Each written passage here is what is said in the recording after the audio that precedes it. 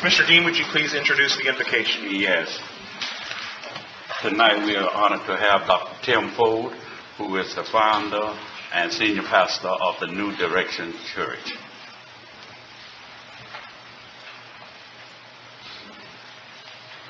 Let us bow our heads. Our God and our Father, we thank you for your grace, your mercy, your kindness, and your peace. We dare not ask anything of you as Apopkans without first asking for your mercy on the citizens of Ferguson, Missouri. We ask that you bring peace and healing to a city that has been broken. We ask that you bring comfort to the Brown family, as well as Officer Wilson and his family. Then, Lord, we come in your presence asking that you would touch the hearts of the leadership of our great city called Apopka. Continue to crown our mayor and leadership with knowledge to lead us to greater heights, and with knowledge grant to them wisdom and decision making. I ask, Lord, that you would give our mayor humility in his authority and your guidance in his vision for this great city. Then, Lord, I ask that you would whisper in the ear of Mayor Kirsheimer and every city councilman and everyone in leadership the words that together we stand, but divided we'll fall. It is in the name of Jesus the Christ I count it done. Amen. Amen. Thank you, Dr. Ford. On August the 26th, 1920, the 19th Amendment was formally adopted into the U.S. Constitution, guaranteeing women the right to vote. This journey began more than 70 years earlier at the Seneca Falls Convention, organized by Elizabeth Cady Stanton and Lucretia Mott to discuss women's rights. The convention ended with the passage of a resolution declaring the duty of women to secure the sacred right of voting. Women called suffragettes worked tirelessly to secure the right to vote, first winning over individual states. When America entered World War I in 1917, women aided in the war effort at home, breaking down the remaining opposition to suffrage. By 1918, both the Republican and Democratic parties endorsed women's suffrage, which led the way to passage of the 19th Amendment. And so tonight, as we recite the Pledge of Allegiance, please let us remember the sacrifice and courage of those who fought for the right of each and every one to vote. Please join me in the Pledge of Allegiance. I pledge allegiance to the flag of the United States of America and to the republic for which it stands, one nation under God, indivisible, with liberty and justice for all. Well, thanks very much, everyone, for joining us this evening on our second meeting in August. We've got a fairly full agenda tonight, so we're going to try to move through it as quickly as possible. If anyone would like to speak, please fill out a speaker's card over at the press table and hand it to the city clerk. Our policy is that we generally allow people up to 4 minutes to speak, and so we'll proceed on that basis. First up on our agenda tonight, by the way, I would be remiss if I didn't introduce our new city attorney, Cliff Shepard, who's with us tonight. Would you guys please join me in welcoming our new city attorney?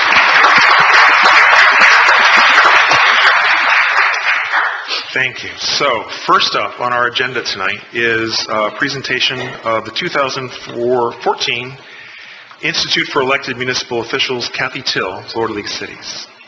Former City Commissioner Kathy Till, by the way. Good evening, Mayor and Commissioners. I think this is the second meeting in a row that I've had the privilege of being back here, and it is a privilege to be with you once again this evening. This evening I have the honor of presenting the certificates of completion to two of your commissioners who have recently completed our Institute for Elected Municipal Officials. And just to give you a little background, that is a program that the Florida League of Cities offers to newly elected officials, and it's about a 2-day weekend workshop and series of classes that teaches them about local government, about municipalities, and about some of the decision-making processes that they will go through as elected officials. I know that everyone up on that dais has completed that course now. I completed it myself as well when I was on the commission, and I can tell you it's one of the best things that I ever did as an elected official, because the information that you obtain during these classes is quite invaluable and will continue to stay with you for many, many years to come as you serve in public service. So it is an honor this evening to be able to recognize, first of all, Commissioner Diane Velasquez. Commissioner, if you will come down and join me, please. And Commissioner Sam Ruth as well. Commissioner, if you will come and join me as well. Both of your newly elected commissioners recently completed the course, and so I would like to take an opportunity to recognize them and to congratulate them on their initiative and their dedication to public service by completing this course. So, Commissioner Velasquez, this is for you. Congratulations.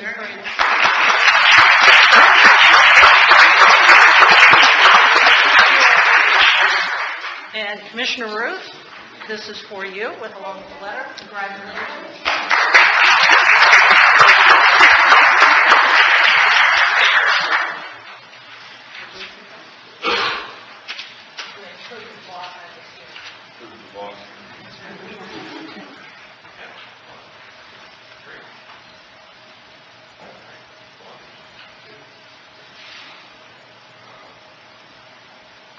Great, thank you.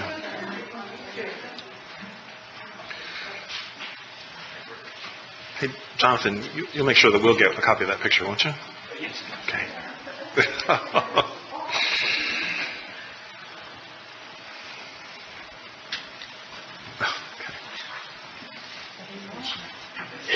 All right. Next on our agenda is a presentation of art by Diane Young and Leland Williams. Is Diane in the audience? Yes, there she is. So this evening, Diane Young and Leland Williams. Do we need them to come? The year that we have purchased. Diane, would you mind coming to the podium and speaking into the microphone, only for the recording of the... We record this so that the public can hear it as well. So if you come to the mic, that would be just great. And then just state your name. Well, you can stand to the side if you want. Anyway, I'm Diane Young, the art coordinator here for the city of Apopka and the city hall. And Leland Williams is our artist this year for the art piece that we purchased at the Apopka Village Festival in April. And he has a wonderful botanical piece dealing with the water lily, which I'll let Leland explain a little bit to you about his piece, and you can understand what it's all about. Good evening. As a current artist at this time, I have 2 or 3 goals. One is every work of art has to be original. It needs to be unique in construction and also materials and also vision. Water lilies are not new. Monet was inspired. Everybody's been inspired. Okay? And they occupy a symbol around the world for many things. And I couldn't find a really negative symbolism for one. But this piece was one I created in 2013. It won a first place, first show out. It is a mixed media sculpture.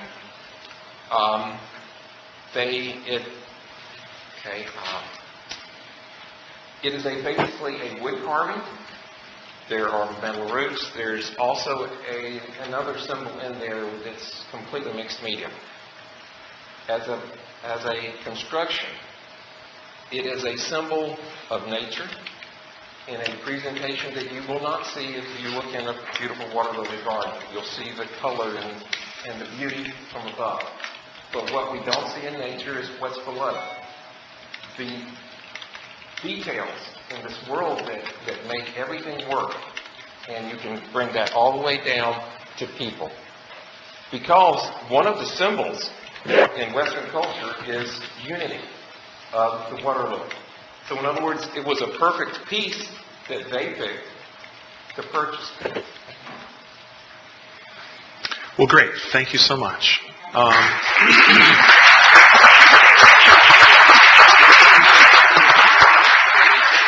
And a lot of people may have, if you walked into the lobby here at City Hall, you passed by the mayor's office. You know, we're doing a little renovation to the mayor's office. And one of the things that I've asked to do is to reflect the natural environment of the Apopka community in the art and the new decor that we're putting in City Hall. So we're closing in on that, and Leland's sculpture is going to make just a fantastic addition to our collection here at City Hall. So thank you once again. Next on our agenda is a presentation on the Orange County Enterprise Zones by Jason Reynolds from Orange County. Thank you. Good evening, Mayor Kilsheimer and Commissioners. My name is Jason Reynolds. I'm with the Orange County Neighborhoods Division. We administer and oversee the Enterprise Zone from Orange County. As you know, the Enterprise Zone is scheduled to sunset at the end of 2015, and we feel that it's important to educate our elected officials in the municipalities where the Enterprise Zone lays about the program, and let them know what we're doing from our end and some of the recommendations being made on our end to the commissioners from Orange County. This is the layout of the presentation. So first we'll start with the background of the Enterprise Zone program. It was established in 1995 as a way to provide economic incentives and economic funding for distressed areas throughout the state of Florida. It offers tax refunds and credits to businesses that invest in the Enterprise Zone. There are currently 2 Enterprise Zones in Orange County, the Orange County Enterprise Zone and the South Apopka Enterprise Zone. Later in the presentation, I'll show you maps so you can key in on how exactly Apopka falls in. To be qualified as an Enterprise Zone, each census block group in the Enterprise Zone must have a poverty rate of at least 20%, and at least half of the blocks groups must have a poverty rate of at least 50%, which goes back to the distressed communities. The program does focus on redevelopment incentives for distressed communities. And as I stated earlier, the program is scheduled to sunset at the end of 2015. This is the Orange County Enterprise Zone.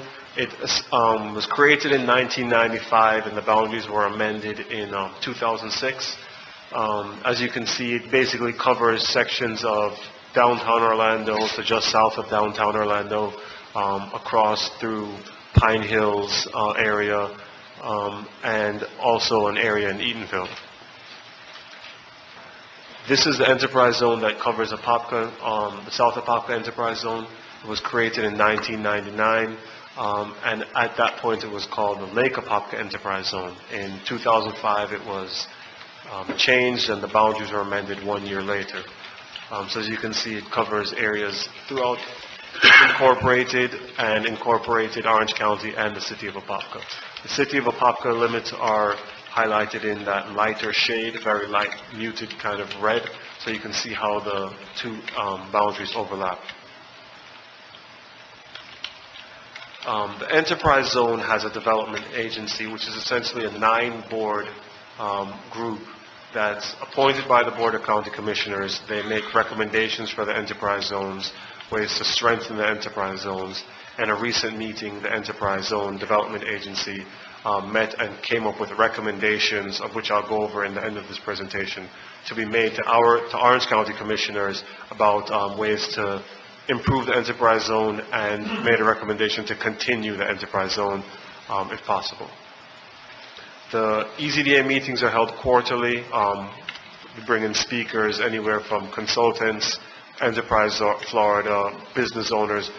We'd like to hear about the experiences of the business owners or the consultants taking part in the Enterprise Zone, and also to be educated about issues regarding economic development and redevelopment. Now we'll transition into the incentives. The incentives are essentially structured into two separate areas, a sales tax benefit and a corporate income tax benefit. The sales tax benefit offers credit for job creation in the enterprise zone, business equipment the business might be utilizing, as well as refund on building materials. The income tax credit offers credits for existing employees, for property taxes, as well as a community contribution, as well as ad valorem for daycares throughout the enterprise zone. As with any program, there's successes and limitations. Some of the successes that we found in the enterprise zone is it's provided incentives for larger projects in urban Orlando. If you think of SoDo, the Amway Center, and the Aloft Hotel, those are all in the enterprise zone. And some of our future development in the urban Orlando, such as the Dr. Phillips Performing Arts Center, the new Orlando Magic Complex, and the new soccer stadium, are all in the enterprise zone. And it also has shown as a catalyst for new home construction. We've received several applications from the homes that are being built, new homes that are being built in the city of Apopka, and they're qualifying under the business materials application. This kind of shows you from 2005 to now the kind of the trend. As you can see, it somewhat follows what's happening in the economy. As you can see, it peaked in 2008 and 9 and then continued to drop downwards.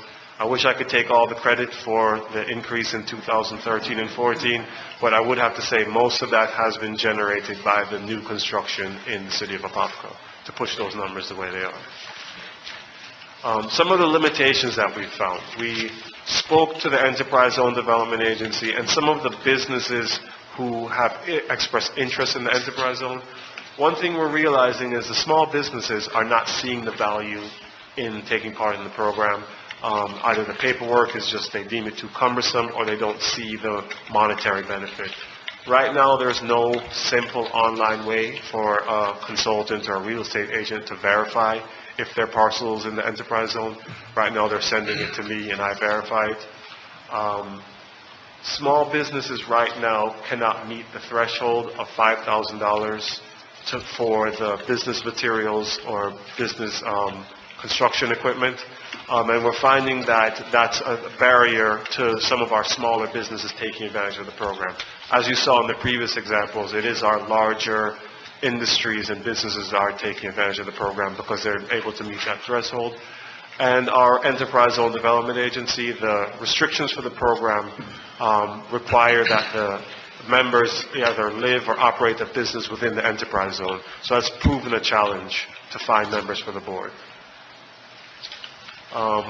Through our discussions with the Enterprise Zone Development Agency, we came up with a set of recommendations that we'll be making to our Board of County Commissioners that I wanted to share with you regarding the Enterprise Zone. We will, of course, be seeking reauthorization of the Enterprise Zone. The program is administered and run at the state level. On the county level, we just kind of certify applications. So Orange County is committed to legislatively working to reauthorize the program, create an online application, as well as seek legislative change create separate thresholds so we can encourage some of our smaller businesses to take advantage of the enterprise zone.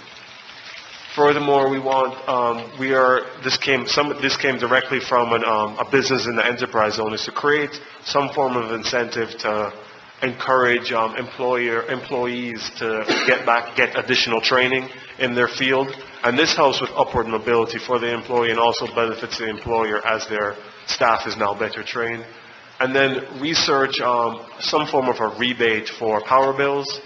And then something we're discussing is reducing the impact fees in the enterprise zone as another means to encourage redevelopment. This concludes my presentation. I'm available for questions now. Great. Thank you very much. Any questions from the council? Well, I just want to say that I'm a big supporter of enterprise zones. As many people have heard, in Apopka there's at least one business that is in the South Apopka area, specifically in the Cooper Commerce Center, that has identified that being in the enterprise zone would be of benefit to their business. And so that's the primary driver behind an effort by the city of Apopka working through the staff to again change or expand, realign the boundaries of the South Apopka enterprise zone. And Richard, do we have any update on where we stand on that? No, we're still working with the county, and we have had some discussions about doing some changes, but as pointed out here, everything sunset in 2015. Right. But it requires state approval to expand it, correct? Yes, sir. Yeah, because 3 or 4 years ago, I was working on that with the same business, Right. and it got to that point where we needed to have something done at the state, and we never could get past that, that point. So hopefully, if they'll reactivate it and get that going again, that'll work. Anything else? Okay. Thank you very much. Thank you. All right. Next on our agenda is the consent agenda. Is there any item on the consent agenda that any of the commissioners would like to discuss further? I move to approve the consent agenda. Okay. There's a motion to approve the consent agenda. Is there a second? Mr. Mayor, I'd like to have a little discussion about number 7. Can we do that later? Well, It's real simple. let's get a second first, and then we'll have a discussion. How about that? A second. Okay. There's a motion and a second by Commissioner Ruth for the consent agenda. Any discussion? My discussion was the $72,000 for the Bradshaw Road, and I'm all for that. I just wanted to know the number of lights that included. Do we know that, John? 31. 31. It's on the green sheet. Yeah, it's on the green sheet. Okay. Okay. Any further discussion on the motion to approve the consent agenda? If not, we'll vote. All in favor say aye. Aye. Opposed? Motion carries unanimously. And now we're down to ordinances and resolutions. Ordinance number 2374. Would you please, does not meet the requirements for adoption? Not at this time. There were advertising requirements that did not get met. Okay, so ordinance number 2374, would you please read the title? And this does not meet the requirements for adoption. Ordinance number 2374, an ordinance of the City of Apopka, Florida, to vacate a portion of a utility easement located at 1472 West McCormick Road, providing directions to the city clerk for severability for conflicts and an effective date. Okay, now we're going to open this up for a public hearing. Is there anyone who would like to speak on ordinance number 2374? Seeing none, we'll close the public hearing and bring it back to the council. This chair would entertain a motion to approve ordinance number 2374 on second reading. So moved. Motion by Commissioner Ruth. Is there a second? Second by Commissioner Aerosmith. Is there any further discussion? If not, we'll vote. All in favor say aye. Aye. Opposed? Motion carries. Ordinance number 2375. Would you please read the title? Ordinance number 2375, an ordinance of the City of Apopka, Florida, to vacate a portion of the drainage and utility easement located at 1738 Lucky Penny Way, providing directions to the city clerk for severability for conflicts and an effective date. And again, this does not meet the requirements for adoption. We'll open it up for a public hearing. Is there anyone who wishes to speak on ordinance number 2375? Seeing none, we'll close the public hearing and bring it back to the council. The chair would entertain a motion to approve ordinance number 2375 on second reading. So moved. Motion by Commissioner Dean, second by Commissioner Velasquez? Yes. Any further discussion? If not, we'll vote. All in favor say aye. Aye. Opposed? Motion carries unanimously. Ordinance number 2376 on second reading. Would you please read the title? Ordinance number 2376, an ordinance of the City of Apopka, Florida, amending certain sections of Chapter 6, Alcoholic Beverages of the Code of Ordinances of the City of Apopka to allow for extended hours of sale of alcoholic beverages, for possession on roadways, alleys, and public right-of-ways, for possession in parking areas and lots, for possession within city parks for certain events, and providing for conflict severability and an effective date. And thank you. And so we'll open it up for a public hearing. Richard, can we have a little lead-in before we start the public hearing? Sure. As you know, we encountered some problems at the last reading of this ordinance. And since that time, I met with the Ministerial Alliance to try to reach an accord with them on what their concerns were that they raised at the meeting. And also worked with staff as we went through that. To use the phrase, I think we just were throwing the baby out with the bathwater with the total rewrite of that ordinance. So what we decided to do was go back and just rework and tweak the existing ordinance. By doing that, we've done a number of things. We've maintained buffers that were the concern in the meetings. We did change the alcoholic beverage sales on Sunday, and we did strengthen the police department's enforcement capabilities for open beverage on private properties, which was a concern that they had. And then in the meeting with the Ministerial Alliance, one of the questions that came up was New Hope Church, as you know. Mm-hmm. And the primary concern there was that is not a site across the street where they could consume on site. It's for sales and take home. So the concern was that that they'd be drinking on site. So we had the discussion. As part of this, we're going to increase our police presence there and ensure that we don't have the open container problems that they are concerned with, and work closely with them and Orange County. As you know, the south side of 10th Street is in Orange County, and that's where a lot of the problem occurs. So we're going to agree to meet with Orange County Sheriff's Department and the Apopka Police Department to work on that issue. So in summation, we've got the same ordinance that we originally had with changes relating to alcoholic beverage sales on Sunday, strengthening of the police department's ability to enforce open container issues.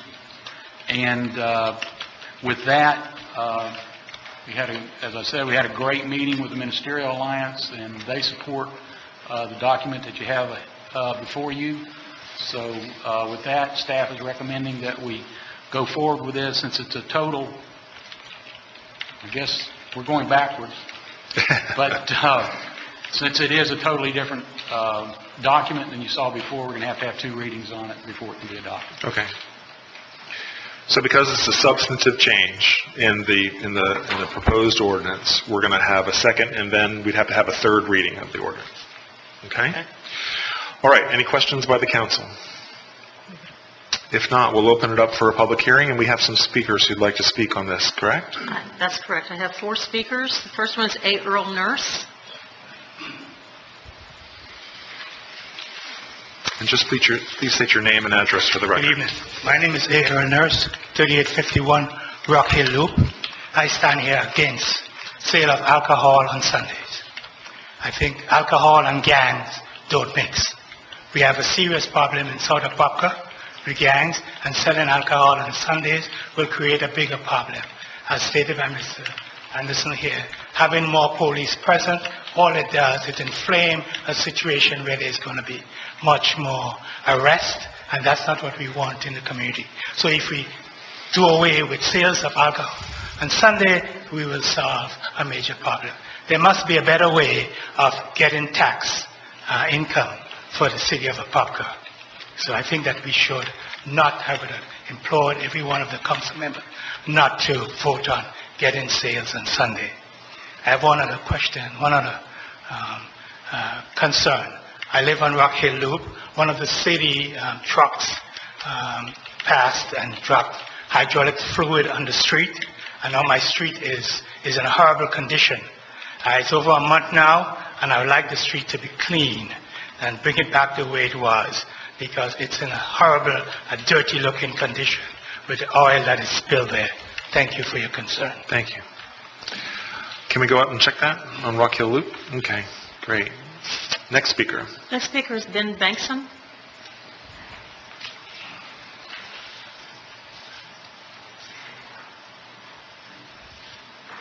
Good evening. My name is Ben Bankson, 230 West Magnolia Street, Apopka. I'm just here on behalf of Pastor Doug Bankson and Victory Church. Pastor Doug couldn't be here tonight, but he wants to send his regards. We just wanted to thank you for considering and for relooking at the buffer zones. That is definitely a very important thing to us. Basically, just wanted to express our thanks in that we believe that decision will help to keep Apopka to a certain degree in an enjoyable and safe place for children, whether, learning or playing or in places of worship. So for that, I do thank you. And then, of course, looking forward to hearing anybody else's considerations on the rest of the ordinance as it stands. So thank you, Commissioners, and thank you, Mr. Mayor. Thank you, Ben. Thank you. Next speaker. Next is Jim Page. Page. Jim Page, 4416 Rock Hill Loop, and I'll check my driveway and see if we got any oil on the street. I think we might, but hey, I just want to say thank you, as Ben said, Mayor, thank you for your consideration, the commissioners, for Richard Anderson, for Chief Manley, the staff that we met with were so congenial, so nice, and I really think, again, we would rather no changes, of course, but we appreciate the compromise, and we think it is a good compromise. The buffer was a real issue, and I think that's been back. So I just want to say thank you, and it's been a good experience through the whole process. Thank you. Great. Thank you, Pastor Page. Next speaker. And Dale Fenwick. Does this mean I'm banning cleanup? Hit it out of the park, Dale. I'm going to do my best. As you probably know, I'm opposed to the ordinance. There's been some nice changes to it. It's not as bad. But I want to bring a couple issues to your attention. The primary responsibility of any government is to protect its citizens. To do this, we have laws and ordinances that are enacted and enforced. The next line in mine says that research indicates increased availability of alcohol results in an increase in alcohol-related problems, including crime. I thought I might get some pushback on that, but I've already heard from Richard Anderson, and it seems to be a good consensus that yes, increased availability leads to increased crime. So I have to wonder, if the responsibility is to protect citizens, why would the city even consider doing something that resulted in an increase in crime? In a word, and I've heard it a lot, it's fairness. Apparently it's just not fair that the sellers of alcohol located inside the city are not allowed to sell on Sunday, when those sellers located in the county and outside the city are allowed to do so. Is fairness a good reason to decrease the safety of the public? Well, obviously, that's a decision you all have to make. Another responsibility of government is to evaluate the economic impact of any decision you make. And I ask you, has that economic analysis been done here? I trust that it has not, otherwise it would have been presented. Here's the start. 10 years ago, the state of Virginia gradually lifted its statewide ban on Sunday sales of alcohol. A study published in the Journal of Public Economics indicated that the lifting of that ban resulted in a 5% increase in minor crime and a 10% increase in alcohol-related serious crime. So, I ask, how does the city plan to address that inevitable increase in crime? We've got part of it right here. Say, okay, we've got this one issue, we're going to put more officers on it. Okay, great. We're going to need that. And more than just that. The question is, what will it cost? What will this change cost? So here's a suggestion. The budget for the Apopka Police Department for 2014 was about $9 million. Let's use the 5% number from the Virginia study on the low end. 5% of $9 million, $450,000. There's a starting point for how much extra you're going to have to put into the police budget to just counteract what's going on. Now, you may think 5% is too much. So let's just lower that. Let's lower it down to 2.5%. Do the math. We're looking at $200,000. How are we going to pay for this? And by the way, to the speaker, Apopka's share of the incremental increase in tax revenue is negligible from the statements that I've seen and the research that I've done. So it's not going to come from there. It's going to come from the general fund. Is it fair for all the citizens of Apopka to absorb that cost? I don't think so. I think the people who get the benefit should absorb the cost. Basic principle. So who benefits from this?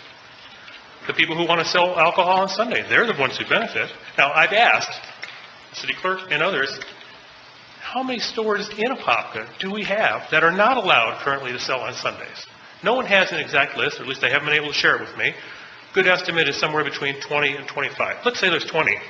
Take $200,000, divide it by 20, that's $10,000 each. Now that sounds like a lot of money, because I'm proposing is you require someone who wants to sell alcohol on Sunday to get a special permit to do so, and therefore have a user fee that's going to help offset the cost that we're going to have.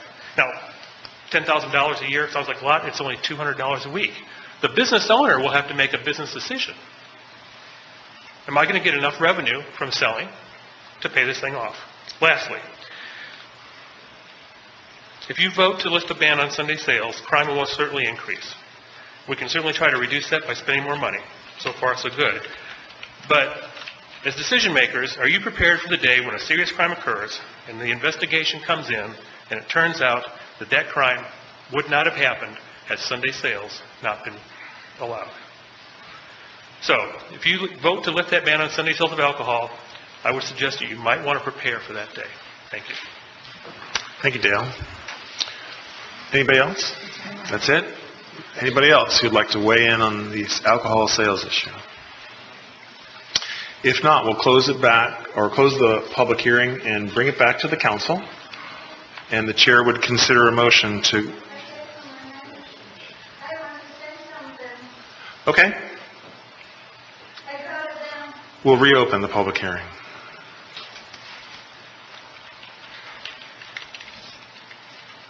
Come. Make sure it's on this issue. Yes. Right.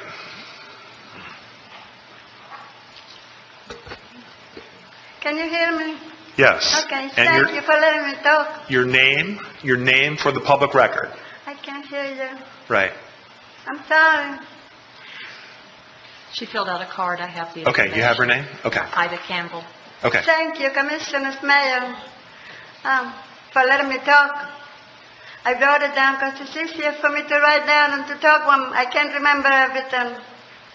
First, I want to thank you for giving me that girl so I can understand what everything is being said. Now, I understand this is a very difficult transition for all of us here in town. The 60 years of Mayor John Land, and you just came in, and I've been here 18 years. We have someone who gave his heart, his respect, and good words in government here in Apopka for all of us. John Land represented us all and worked across political lines in order to get the job done. So a human being such as that deserves our respect, admiration, and loyalty. And I happen to be very loyal when I like somebody very much.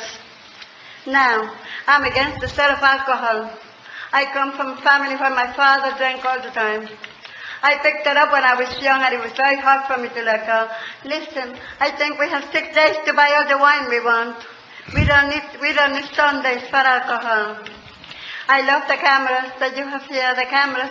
I got a ticket once or twice, but it's worth it because it shows you who's the bad guy in the area.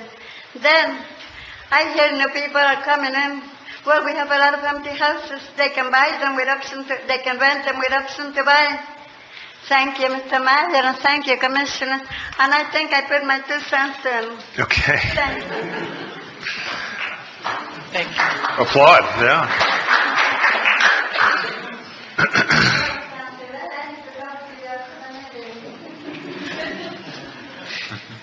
Thank you, Mrs. Campbell. Okay, we'll close the public hearing and bring it back to the council. And the chair would entertain a motion to approve ordinance number 2376 on second reading and hold it over for third reading. I'm going to say so moved because we compromised with the buffer zone and that was important. And so since we all agreed on the buffer zones and keeping most of the ordinance as was, other than just opening up for the sale of Sunday alcohol sales, I will say so moved. Okay, there is a motion. Is there a second?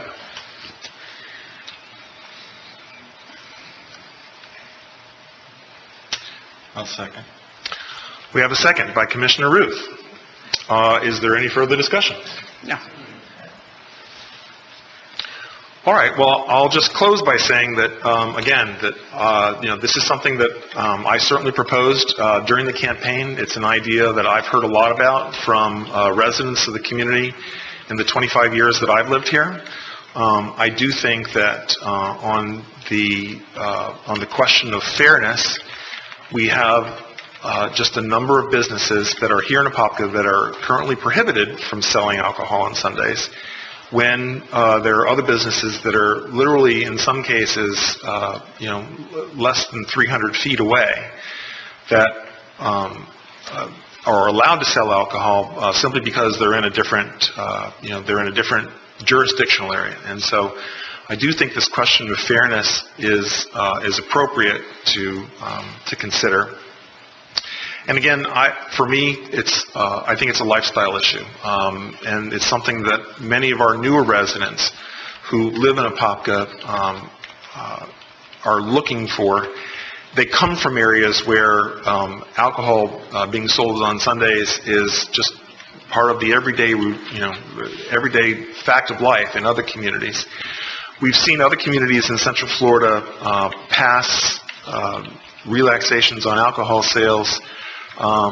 Eustis did theirs in 1988.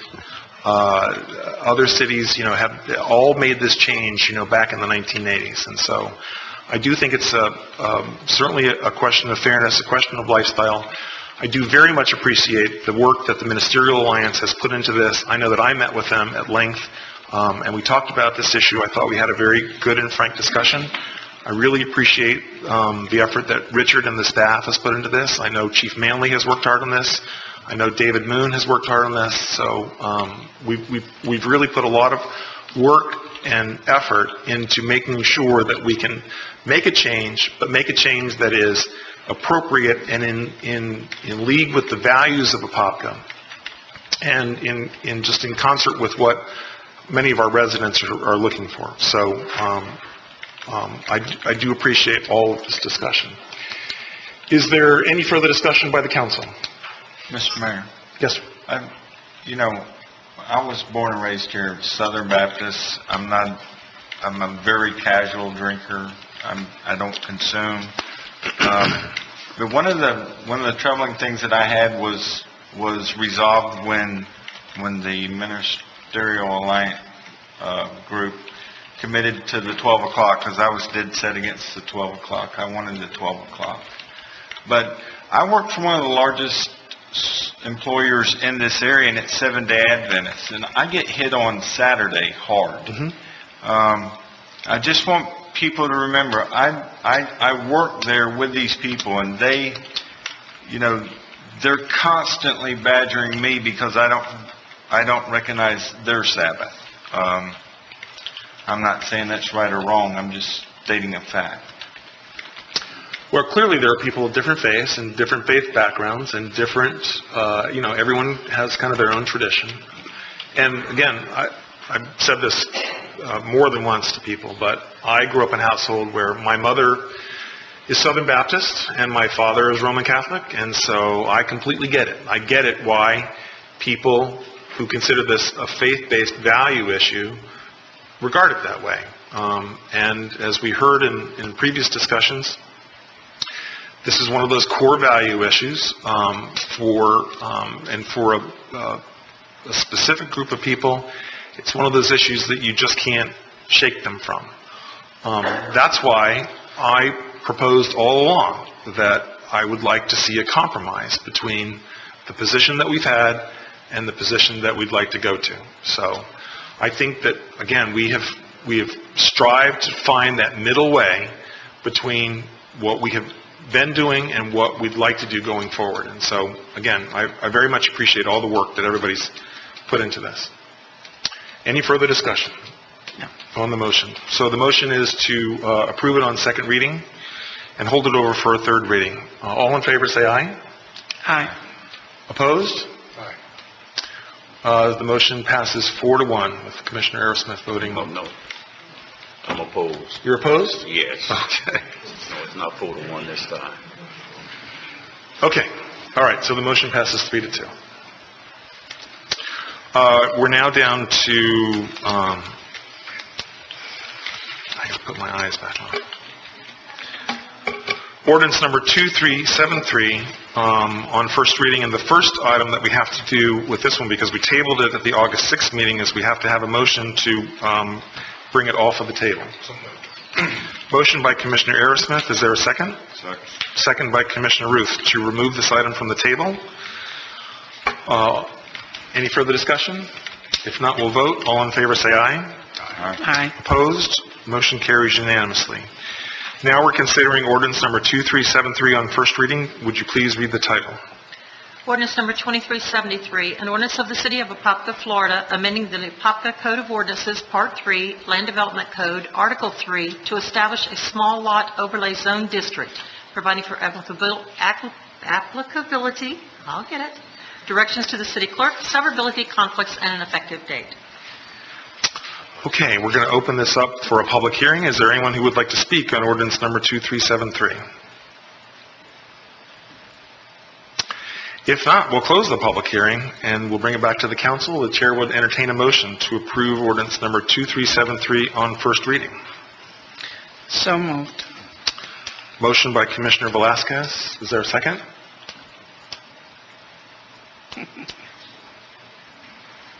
I'll second and get it on the floor. Second by Commissioner Aerosmith. Is there a discussion? That's a reluctant second.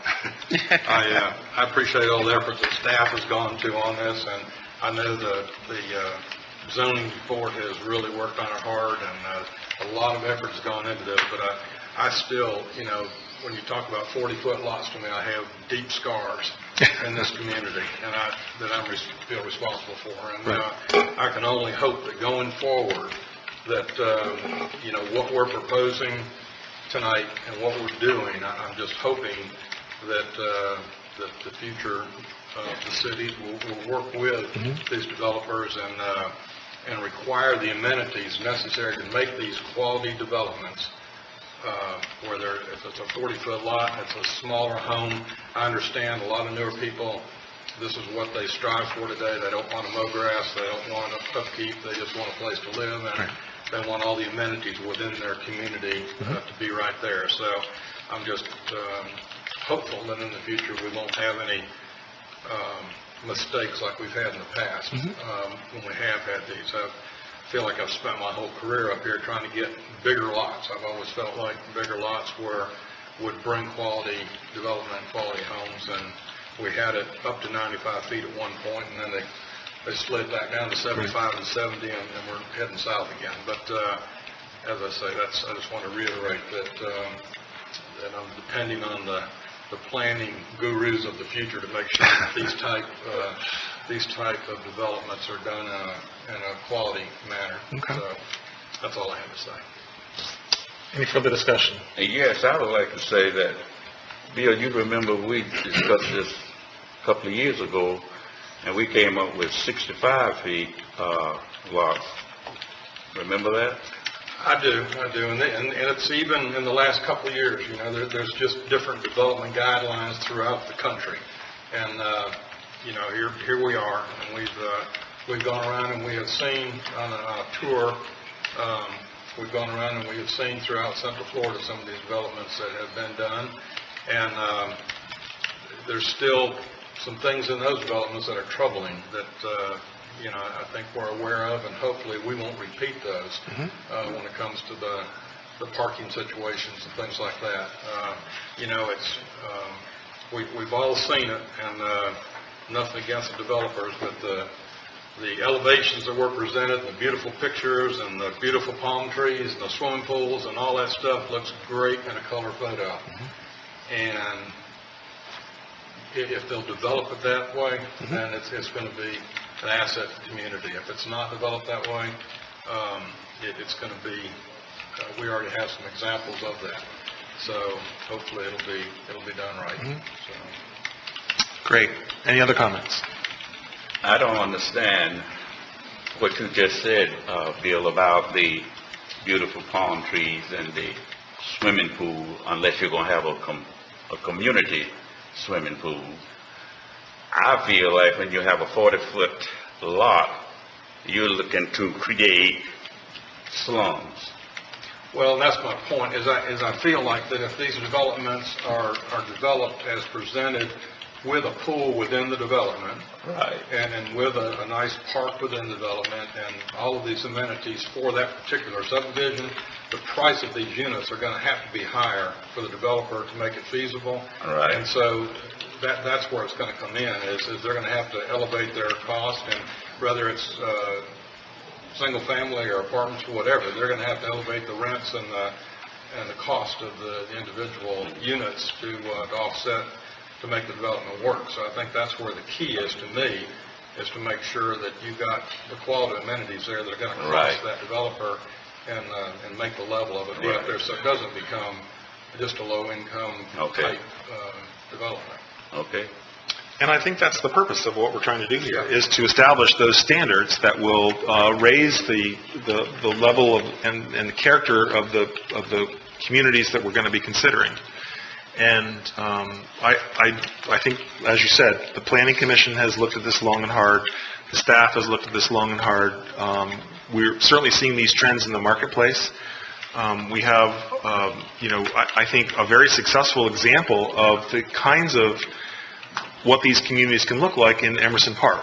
And I think that, the city and the developers and the builders at Emerson Park have done a great job working together to create that kind of community that is, the ones that people kind of hold up as the standard is Celebration and Baldwin Park and stuff like that. For my money, Emerson Park, looks just like Baldwin Park. And, with the coming of the hospital there, they're going to see the kind of commercial development that will support that community as well. So I think, we've seen examples of success already in Apopka, and I think this raises the bar, and all we have to do is change David Moon's title to Guru, and we should be okay. The heat's on him. All right. There's a motion and a second. Any further discussion? If not, we'll vote. All in favor say aye. Aye. Aye. Opposed? Motion carries unanimously. All right, so we're going to hold that one over for second reading at the next council meeting, correct? Our next one is ordinance number 2377. And this is the first reading. So would you please read the title?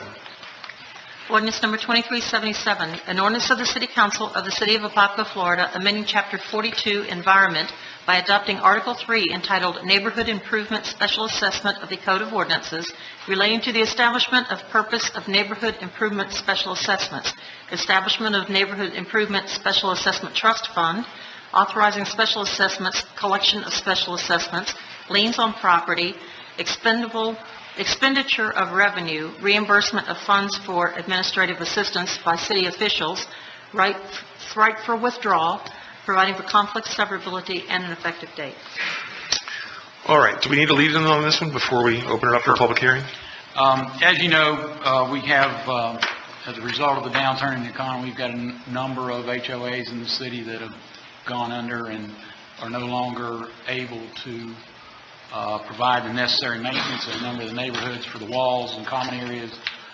Retention ponds is a major issue right now.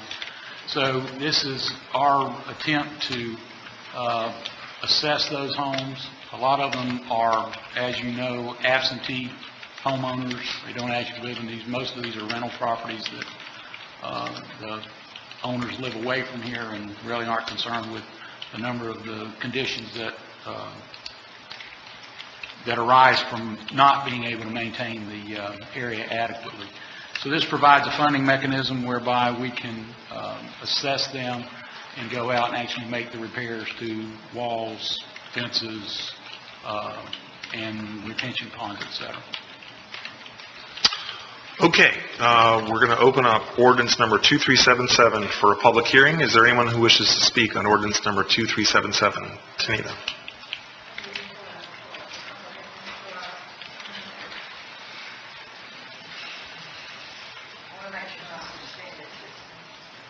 Okay.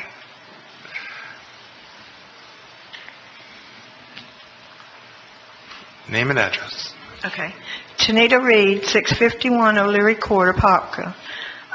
Mayor, I'm not sure I really understand this, but I remember, I don't know, several months ago, or maybe even 6 months or so ago in the Apopka Chief, they was talking about, over there where I live, near the high school, Mainline Village has kind of gotten run down, and I believe I understand that their homeowners association disbanded, and the fence there along the sidewalk was all tore down, and it was an eyesore, and they had it was like duplexes, and some people would put shingles of one color on one side, and then the other side a totally different, stark looking crazy, but what I understand is that, it was run down, and so they wanted the fence mainly, is what I understand. And some people went in there and tried to fix theirs. And there are some homeowners in there that do try to keep theirs up. But what I understand that they're going to do the fence themselves. I mean, the city. And assess the bill to the people, and it'll go on their property tax. Well, property tax is a big problem for some people coming up with it. And, when the city does something like that, there's a big bill. I mean, big bill when it's... And I feel like it's a burden to the homeowners that's in there. So I'm opposed to this. Okay, thank you. Sure, thank you. So just in kind of response, and this is, correct me if I say anything wrong here, but this is based on my discussion with Chuck Babrick. Well, I'll just address what you just said. As Ms. Reed mentioned, there are a couple of subdivisions in the city of Apopka where the homeowners associations have really just kind of fallen apart because of lack of participation by the homeowners. And in the majority of the subdivisions that we're addressing, the majority of homes that are in these communities are not owner-occupied. They're, in other words, owned by an investor who rents them out. And so we are moving to address these conditions inside these communities, as you described, that are really just intolerable on behalf of some of the residents. And we're stepping in to a situation where other people have just chosen not to. And so it's really a public health and safety issue, and it is intended to address and correct some of the more egregious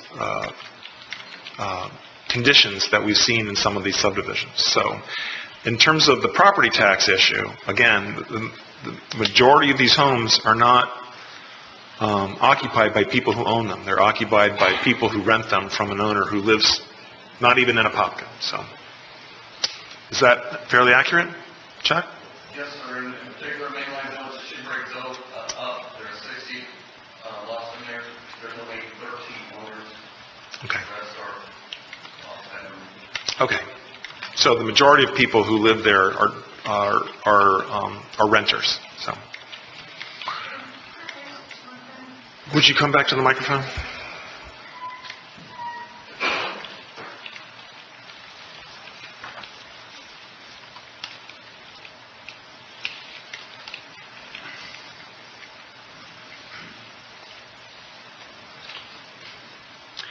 Okay, what I don't understand is when did this start about putting it on the property tax? Because, I mean, you know, if you don't pay your property tax, it's going to result in a tax certificate sale. Right. If you don't pay it, well, I don't know how long, it's, a couple years or so. Right. And we're not saying that they don't pay their property tax. What we're saying is they're not taking care of the homeowners. Oh, I do understand that they're not. But, you know, that's a touchy situation because, you know, somebody might take care of theirs, but the whole, you know, if it's a retention pond not being kept up or a fence or street lights or whatever broken, you know, everybody gets the bill and it's shared, I understand. And what I don't understand is why can't they just put a lien like they do in some of the other cities? I mean, it may accrue and everything, but, you know, it's not risking somebody's property. I understand there's a lot of banks and investors involved, but what about the few homeowners that this may happen to? So two answers to your question. I think number one, as the research that we've done shows that the expenditures that we're envisioning are far more modest than they would be if it was run and managed by homeowners association. The city is watching out for the interest of that small group of homeowners. And number two, again, we've studied kind of every different way from Sunday how to kind of restore these small subdivisions in the most effective way possible. And so this assessment is the way to do it in a very direct way and in an effective way. And the lean way that you're talking about, you know, would allow things to linger. But this allows I know that they would, and I know some of the other cities, you know. Well, this one guy, he had this vegetable garden in his front yard. You probably heard about him. It was called the Do Nothing Farmer. And, you know, they just kept, it got like $250,000 lien, and he's still fighting them and everything. But, I mean, I just can't see putting it on the property tax. And when I found that out, I just thought it was really wrong. And so I just want to say that I oppose it, and okay. That's it. Thank you. All right. Any further discussion? Dale Fenwick. Not sure how to react to that reaction.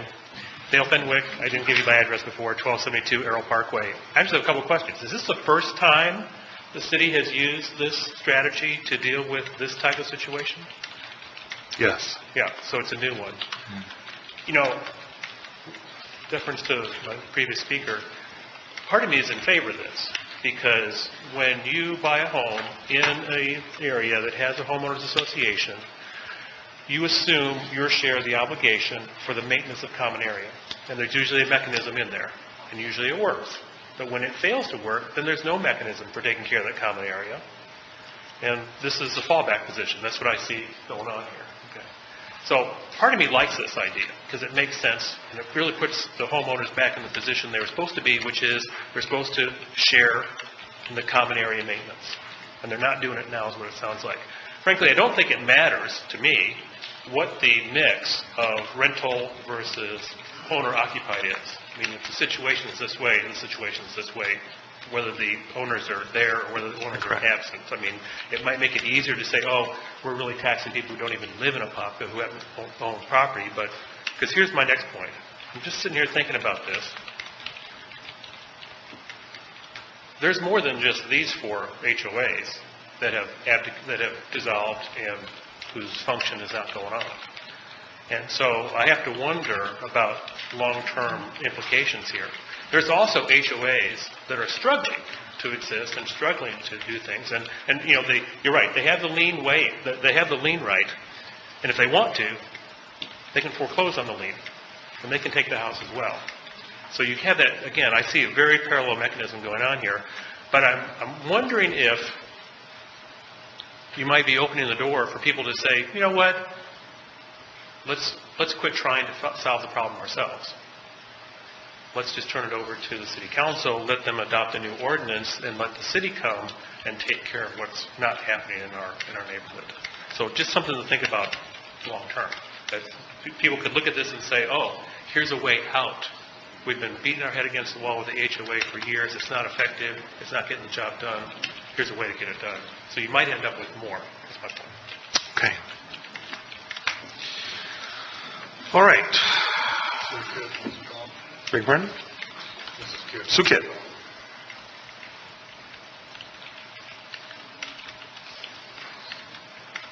Hi, Suzanne Kidd, 1260 Lexington Parkway. I understand the original intent of this is to try to make up for the fact that the homeowners associations have either disbanded or become non-functional.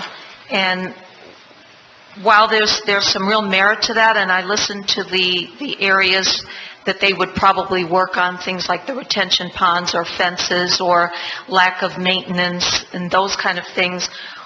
What was a little bit disturbing, I guess, to me about the wording of the ordinance was it seems like the powers that are being granted to the council are far in excess of just those ordinary things. If you take a reading on what the actual powers are, they've got powers like acquiring land,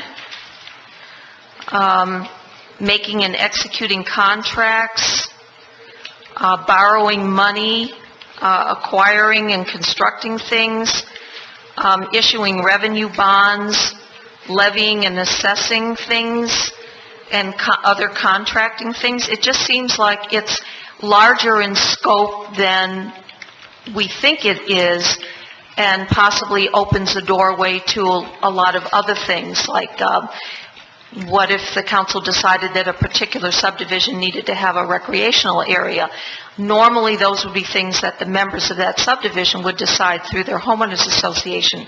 So I'm just suggesting that perhaps some of the wording of this ordinance is broader than you maybe want to go with this. Perhaps you want to narrow it down in scope. Maybe what the intent was to make it so onerous to different subdivisions that if you do disband your homeowners association, you think twice about it. Or if you've already disbanded it, you make a decision, hey, we better hurry up and reconstitute it again. So I just wanted to point that out, that some of these powers seem pretty broad, and you may want to think about revisiting that part of it. Thank you. Thank you, Sue. City Council has all those powers right now without this ordinance. This is not intended to build swimming pools and do those things. This is a maintenance of homeowners association items that they're responsible for.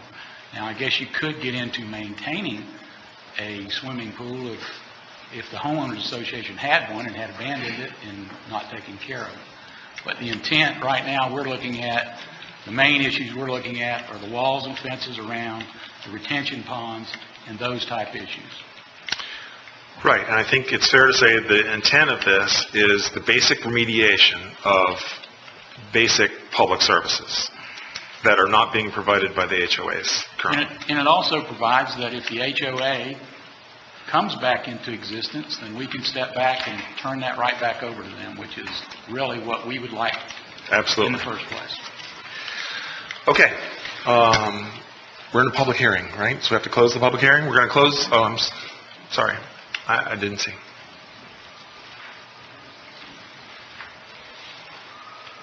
Isadora Dean, 1140 Lexington Parkway. I just have a question. Does this ordinance, is the intent only for HOAs or for any blighted or abandoned property? It's primarily for HOAs. Right now, we have code enforcement procedures where we can go individually. So we have those enforcement rights already. This is primarily directed at HOAs that have gone. Thank you. Okay. Any other comment? If not, we'll close the public hearing and bring it back to the council, and the chair would entertain a motion to approve ordinance number 2377 on first reading. So moved. Motion by Commissioner Merrismith. Is there a second? Second. Second by Commissioner Dean. Any further discussion by the council? From my standpoint, it looks like we're really protecting our citizens and the ones that do own their homes. Right. Because right now, with so many of these type of developments, there is absentee ownership where they don't have to endure what's going on there. So I think by us stepping in there, if we can do it properly, I think we're going to be aiding the actual homeowners that are in those particular subdivisions or subdivisions in the future that could fall into this category. So that's kind of my take on it, and I think it's just going to be up to whoever is up here to make sure that we don't become too onerous. Right. You know, we just do what the basics intend are for. That's a good point. Well, we're talking about the homeowners. We need to clean up around our own city. I look at where the old lavender laundromat used to be. That's deplorable for this city. It looks just like it's been abandoned for years. We need to clean up around there before we go out with talking about the homeowners. And nobody seemed to care about that old laundromat sitting there and those other old raggedy buildings. What can we do, Richard? Code enforcement. I'll give you the list. The list is long, and we continually work on those issues. What you say, Paverick? It's going to be condemned shortly. We already have it on the code enforcement list and are working on it. Well, when you condemn it, make sure you demolish it also. Okay. Yes, sir. Yes, Commissioner Ruth. I think we need to be really careful with this because governance of this is got to be really critical. I mean, I just had a difference of opinion with people, and code enforcement assessed a $450,000 fine on me. It cost me $2,000 to fix a $400 fence. So the powers of this are real. It's a good thing you didn't have to pay the $450. Yeah, it's a good thing we worked with All right. on that and wrote that Let's off. go. We had to waive that, so. Well, I think Commissioner Aerosmith made the most salient point when he said it is up to the City Council to be both proactive in protecting the rights of all the residents, and especially those few homeowners that live in these communities, as well as the property owners themselves. So I do think it will be, the burden of the City Council to provide oversight to this. At the same time, this does allow the city to move forward and address these issues where the conditions in some of these subdivisions is really onerous. So, anyway. Commissioners, keep in mind, too, in code enforcement, when you're talking about an issue like Mr. Ruth just brought up, those are ongoing issues where they've been incurring fines, daily fines, that have gone on for long periods of time. That's how you get into code enforcement fines like that. Right. Okay. If there's no further discussion, we'll vote on the motion to approve ordinance number 2377 on first reading. All in favor say aye. Aye. Opposed? Opposed. The motion carries 4-1. Okay, we're down to site approvals, and the first item on that agenda is the final development plan for Verizon Wireless. The first thing we have to do is have a motion to take it off the table, since we tabled it at our August the 6th meeting. Motion by Commissioner Aerosmith. Is there a second? Second. Second by Commissioner Ruth to take this item off the table. If there's no further discussion, we'll vote. All in favor say aye. Aye. Opposed? Motion carries. All right, so the final development plan for Verizon Wireless is on the table. Is there a lead? Mayor, let me just give you a quick lead in. I think the issue that we were asked to look at was to do a quick traffic analysis of that intersection and see if we had the land to make improvements down the road that may be required. We contracted with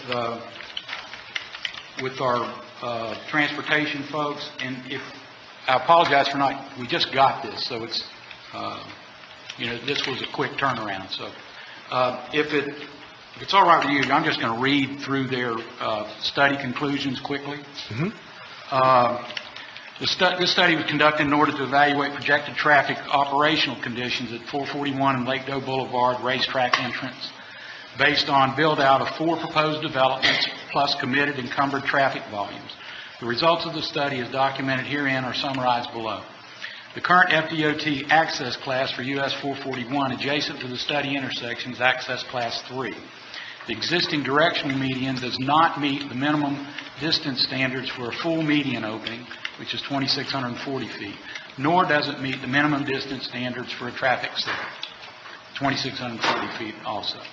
Should the FDOT change the access classification to the lower access class 5, the Lake Doe Boulevard racetrack entrance directional median opening would meet the minimum distance for a directional median opening, 660 feet, but would not meet the minimum distance for a full median opening of 1,320 feet. The projected unsignalized intersection analysis results indicate that Lake Doe Boulevard racetrack entrance will operate at an acceptable level of service at build-out of the 4 projects plus the committed encumbered traffic. Approved development projects include the following: Country Landing, Lake Doe Estates, Lake Doe Cove, Phases 1, 2, 3, and 4, Lake Doe Reserves, Phase 1 and 2, Poe Reserve, Faircloth Lakes, Old Florida National Bank, and Verizon. The existing queue links will continue to service the projected traffic volumes. No additional turn lanes onto or from US 441 are required. The existing 60-foot right-of-way for Lake Doe Boulevard between US 441 and the railroad right-of-way is adequate for any future roadway improvements. When FDOT converted the intersection to a directional intersection, the existing northbound left turn lane was stripped out. Therefore, any future improvements would be accommodated within the existing pavement and right-of-way. The traffic signal at Arrow Parkway provides sufficient gaps in the eastbound US 441 traffic flow to allow a westbound left turn into Lake Doe Boulevard. Sight distance for the northbound right turns is unobstructed to the west, and the gaps in the eastbound US 441 traffic flow due to the traffic signal at Arrow Parkway provide the Lake Doe Boulevard right turns an opportunity to make a safe egress into the US 441 traffic flow. Therefore, an acceleration lane is not recommended. And that's their final recommendation from Loop Transportation. And I'll give you all a copy of that. How does that sound to you? That sounds just exactly what I thought it would sound like. Right. When I asked the question, but it is what it is, and it's gonna. I can tell you, if we do, as the long-range plan is, I guess, to do a common driveway, the way I understand it, to the south of this property, that'll go behind it, any future businesses, and pop out on 441. I think I understood it that way. Mm-hmm. It's going to be correct, just like it is behind my bank and Taco Bell. It's going to be a speedway through there, and that's the way people are going to go. I mean, it's like water running downhill. But you have some pretty mean speed bumps back there that I bombed out on a couple times. That's why people have to have their shocks replaced when they hit the 15. But anyway, it's just something I want to bring up for the future. And I really, my main question was if we could have an acceleration lane coming east. I thought that would be a great. I think keep in mind that I think the key portion that they recommend in here is there is enough right-of-way to do those things out there in the future. Yeah. Okay. It just. Looking at the picture, and actually I drove up there last week and sat there and kind of looked at it, and it kind of goes this way, but you want to go this way. And that was to make it easier to sweep out to the east, if we have the land to do that in the future, that's all I was asking about. But it's another good addition. We need another commercial business, and let's go. Okay. Any further discussion from the council? If not, the chair would entertain a motion to approve final development plan for Verizon Wireless. Excuse me, were you going to open it for public? Oh, I'm sorry. We'll open it for a public hearing. Is there anyone who wishes to speak on the final development plan for Verizon Wireless? I did have one card turned in for it. Rodney Rogers.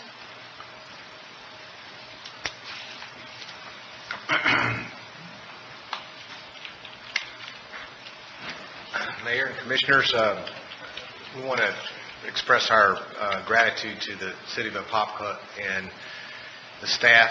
Jay and David and their staff have been a pleasure to work with. They've politely enforced your land development regulations, and I feel that we've designed a site that has a very beautiful building and a lot of landscaping going around it. And we look forward to getting under construction very soon after tonight's meeting and opening up a new business here in the City of Apopka. Thank you very much. Thank you, Mr. Rogers. Any further discussion from the public? If not, we'll close the public hearing and bring it back to the council.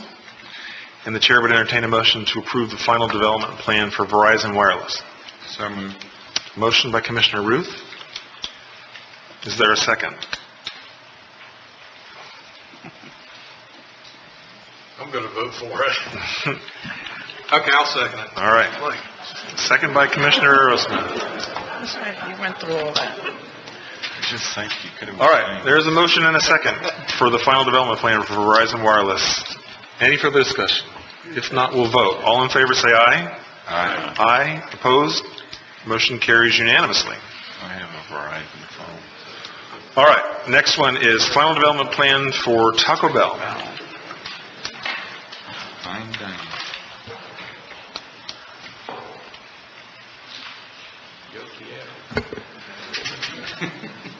Good evening, Mayor and Commissioners. The project before you tonight is Taco Bell Restaurant at 1429 West Orange Blossom Trail.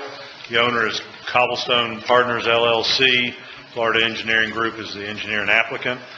Land use of the site is commercial, zone C2, just over an acre in size. It's located, as shown on the screen, is for a 2,263 square foot restaurant with drive-through.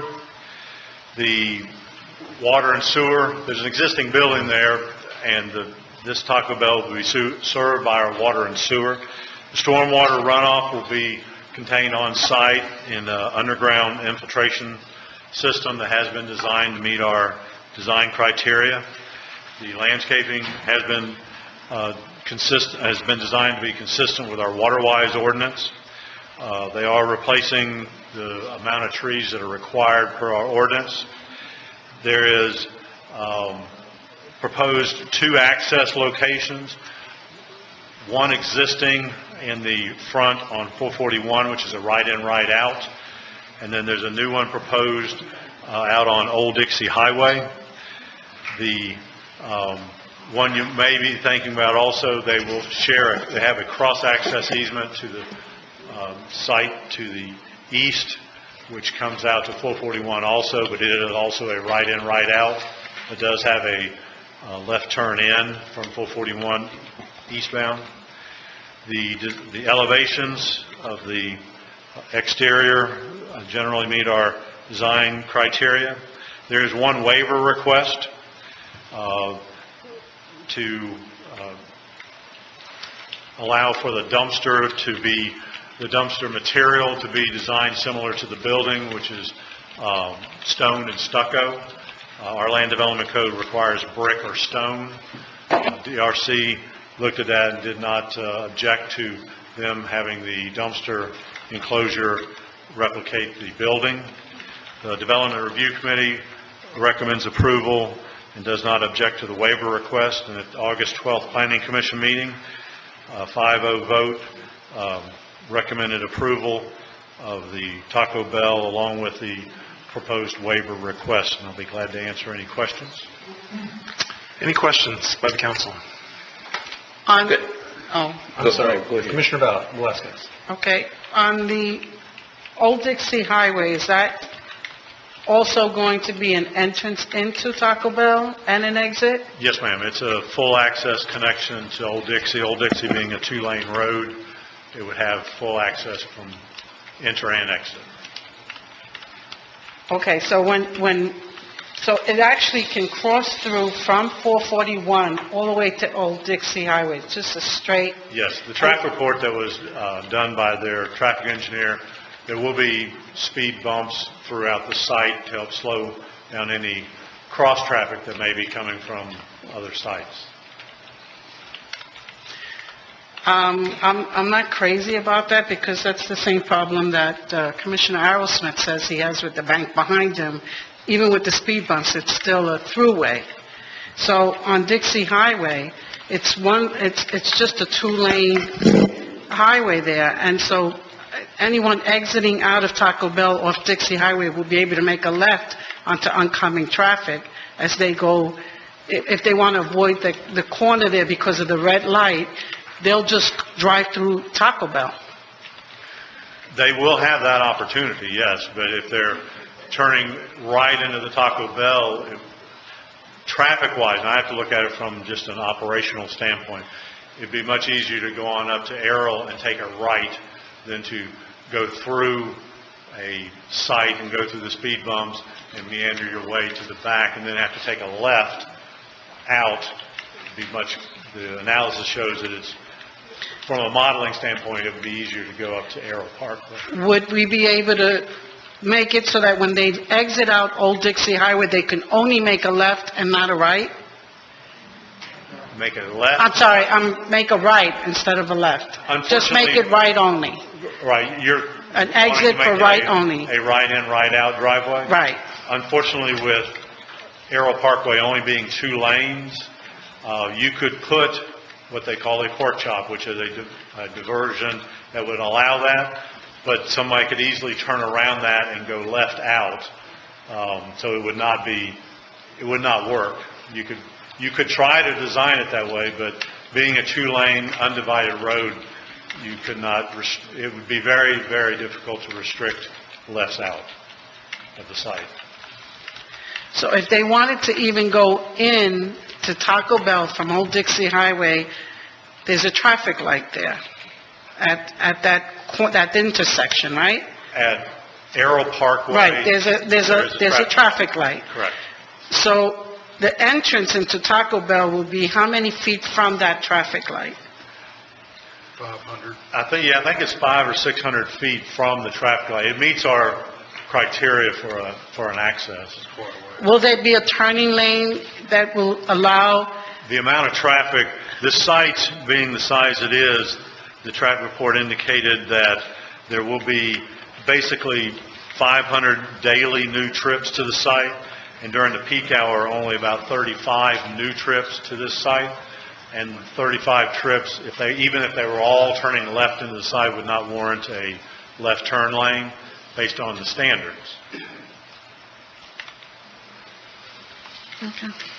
I just think that it's creating a traffic problem there, because the flow of traffic will be interrupted with anyone who wants to go into Taco Bell from Old Dixie Highway. They have to wait for the traffic that's coming toward them to pass in order to make the left to go into Taco Bell. I think what you're going to have to look at, I see what you're saying, but also there's 4 contiguous pieces of property on Old Dixie that are undeveloped at this point, and they're platted lots, and at some point, they're going to have access off from Old Dixie also.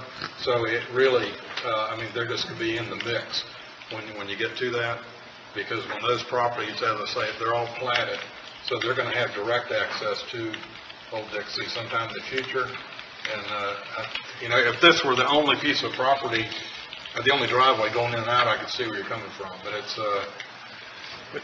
So I think I'm looking at it wrong from a planning standpoint. No, you are correct. There are other properties that are undeveloped that will be accessing Old Dixie Highway. The applicant may want to address this. They did have a traffic report done, and staff reviewed that, and it meets all the institute standards and the standards that we set up for capacity and analysis. Okay, but my problem is, because I have even that problem at Publix. When you go to the second exit by McDonald's, on the busiest time of the day, people exit and they want to make a left. And sometimes the traffic, just to get out of the parking lot, it just backs up, because there shouldn't be a left at that particular stop sign. There's a huge difference there in that Rock Springs Road is a 4-lane divided highway. Old Dixie is just a 2-lane road at this point. And you're saying that won't create the same condition? No, ma'am, it will not. Okay. I think it would. I think it would. Okay. But that's me. Okay. Commissioner Dean, did you have a question? Yes. Jay, may I come by your office? This landscaping plan is so small you can't even read it. We have the plan here if you'd like to see it. Yeah, I'd like to see it. I'd see what kind of plants, because we've always gotten shafted on the landscaping of these new businesses. The comment I had, I was going to steal one of Commissioner Dean's favorite terms, but this building doesn't look like it has any pizzazz. I don't know if Taco Bell has come up with is this their new standard, or it really looks like a drab version of. I know the last time when we took an back to Congress to get some, arches added to the roof. Just kind of say the applicant may want to address this also, but this is their new design, which does not have the arches, which has been asked several times. Planning Commission asked the same thing.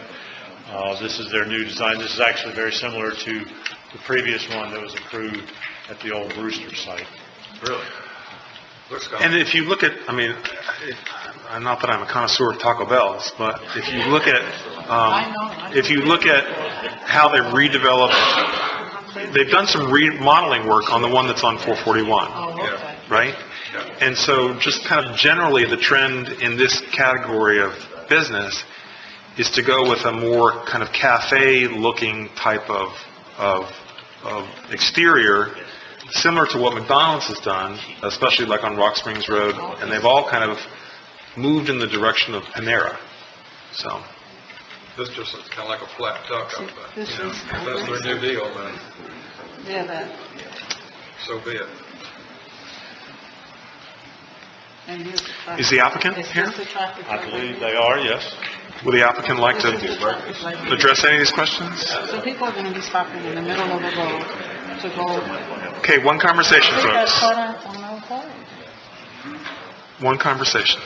Good evening, everybody. My name is Rick Apt. I'm with Florida Engineering Group, and I'm representing the owner, U.S. Leader Restaurants. I just want to start off by saying I am a landscape architect. I designed that, and there's 51 new trees on site. There's more landscaping that's required by code, and that's just a personal standard I have and a standard that my client likes to portray, especially when you come into a new city like Apopka.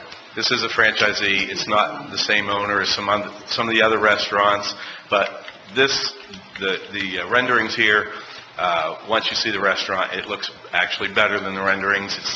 I know it's the opposite way a lot of times, but this is a beautiful building. And you're correct about the interiors. They are renovating all of their restaurants, at least this client is. And when I walked into one on East Colonial that I did the site work and landscape for, I was amazed. I was just like, wow, this is a Taco Bell. They've really brought up their standards. And Bill Carpenter and Tony Capley are here.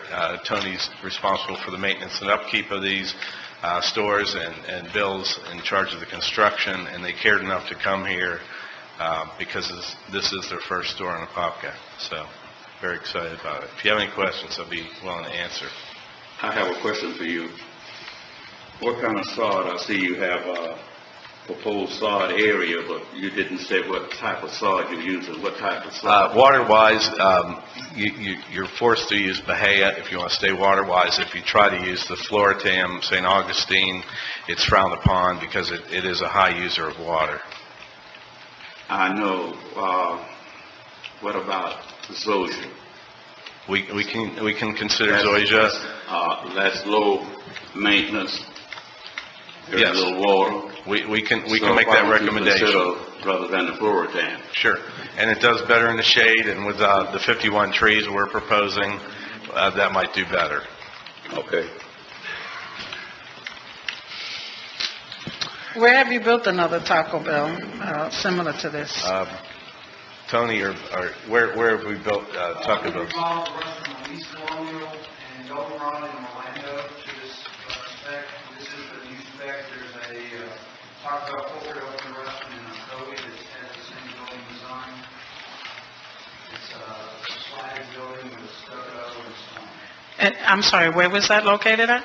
It's on Highway 15 in Ocoee. Ocoee. Okay. If we're going to have any further discussion, he needs to come to the... Sure. Okay. If there's any further discussion, you need to come to the microphone so we can record this. Sorry. Okay. Any other questions? No, I mean, I'm just not crazy about the exit and entrance on Old Dixie Highway. That's just me. And, Well, I think as Commissioner Harrison has pointed out, there's neighboring parcels that if they're developed, you'll have the exact same issue with their driveways in and out of that. And we really were concerned about that. We worked with staff. They had concerns early on, and we address those. When it's not going to be a cut through, there's a dog leg that's shaped like a dog leg, so you're not going to see a direct line. Because of the dog leg, people are not passing by going, oh, there's a cut through. By trying to cut through there, you're going to have to wait for cars backing out of spaces, people walking across the drive-through over the speed humps, and then having to try to make a left. And Jay was right. It's much easier to go down to Arrow Parkway and make a right, and much faster. The drive-through window is, It's on the left side or on the west side of the building.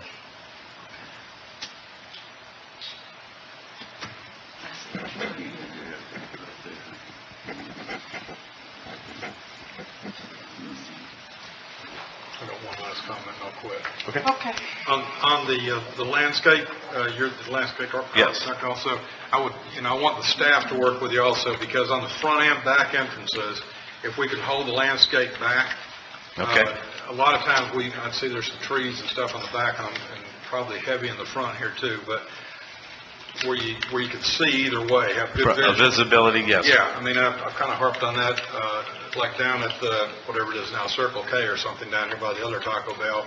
We've got those crepe myrtles that we dictated, and when they're in full bloom and you're trying to get out, you can't see back to the east. Yeah. And I'll take another look at that, and if there's an issue, I'll resolve it. We can at least keep it real low. So we show our site visibility lines on all of these. Exit, so they've got good vision. I understand. That's all I've got. Okay, any further questions? No. Have we opened the public hearing? I've lost track. Are we in a public hearing? We are. Okay, any further discussion from the public? Mr. Gutman.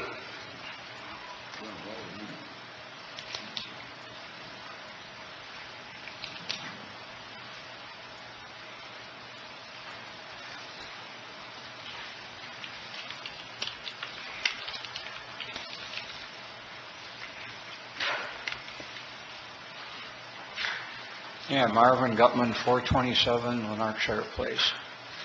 I've never been in a Taco Bell. That really doesn't make much difference. What I'm looking at, this is going to be I'm correct, the third Taco Bell or the fourth in Apopka? Third. Third. Okay. If I recall correctly, in the past election, part of the campaign promises, thoughts that were brought out was no more fast food. And here we go. Apopka is the indoor foliage capital of the world. I think we may be trying to make it the fast food capital of the world also, either per capita, per square mile, whichever way it's going to work out. And the question really is, that's something you said, nobody should say the person that said this, no more fast food. And here we go. I don't know if this is something that was in the pipeline before or if it's something really new. But I don't know, it's a fair question, but I'm going to ask it. There going to be more car repair places too? If they're zoned that way. Well, that's a good answer. I'm going to let him. Bill. I can call you Bill. If it is zoned, I understand that. But how does, say, Lake Mary develop nice-looking retail areas? We're here, if you drive through Apopka, all you see is fast food. You see a lot of car repair places, tire shops. You go along Lake Mary Boulevard, it just looks a lot nicer. And basically, that is what I want to say. Thank you, Marvin. All right, any further comments from the public? If not, we'll close the public hearing and bring it back to the council. The chair would entertain a motion to approve the final development plan for Taco Bell. So moved. Motion by Commissioner Aerosmith. Is there a second? Second by Commissioner Dean. Any further discussion? And just to respond to Mr. Gutman's comments, that's certainly one of the things that I said as I campaigned for mayor. I will say in this case, the applicant has met all of the rules under the current rules of the city of Apopka, and so there's really no basis upon which to to deny the application. But I do think that going forward, as we look towards next year, one of the things that I'm proposing is this idea of community visioning, where we start this large-scale process of envisioning what we want Apopka to look like 10, 20, 30 years down the road. And I think that once we kind of engage in that process, that out of that is going to spring the kind of diversity of restaurants that Apopka residents are looking for. So in the meantime, we have to conduct business under the rules that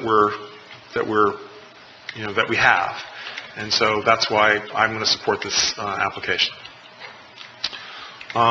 Any further discussion? If not, we'll vote. All in favor, say aye. Aye. Opposed? Motion carries unanimously. All right, we're down to department reports and bids. I just got two quick items. Number one, an update on Lester Road. We did the testing. The contractor went back out and did some more work on the roads. We've gone back and retested that and submitted that to see what that analysis comes back with, and then we'll determine what the next step needs to be for the roadway. Okay. Anything else? Yes, I had a meeting this week, and as you recall, whenever we were granting the bids for the public service work, those large contracts, there was some discussion about minority bidding requirements and minority trying to improve what we're doing to encourage minority contractors for bids. So they requested that we take a look at that. If that's suffices with you all, I'll get with the city attorney and we'll look at some language in those contracts so that we encourage the minority contractors. Great. Additionally, they were concerned with some issues as it relates going forward with minority hiring, and we'll certainly take a look at that too. Great. Is that good with you? The minority hiring that he's talking about? Okay. All right. Now we're down to the mayor's report. The only thing that I have to report is the organizational development analysis that we talked about several weeks ago has been posted on our website. If you care to, please download it and take a look at it. It's a fairly long report. My take on it is that it's neither all bad nor is it all good, but instead it's a fairly honest appraisal of where we stand as an organization. We gave it to the commissioners yesterday, and so I think we're going to take some time and just digest what we have before we bring it back up again. So that's all I've got for the mayor's report. Before you leave that issue. Yes, sir.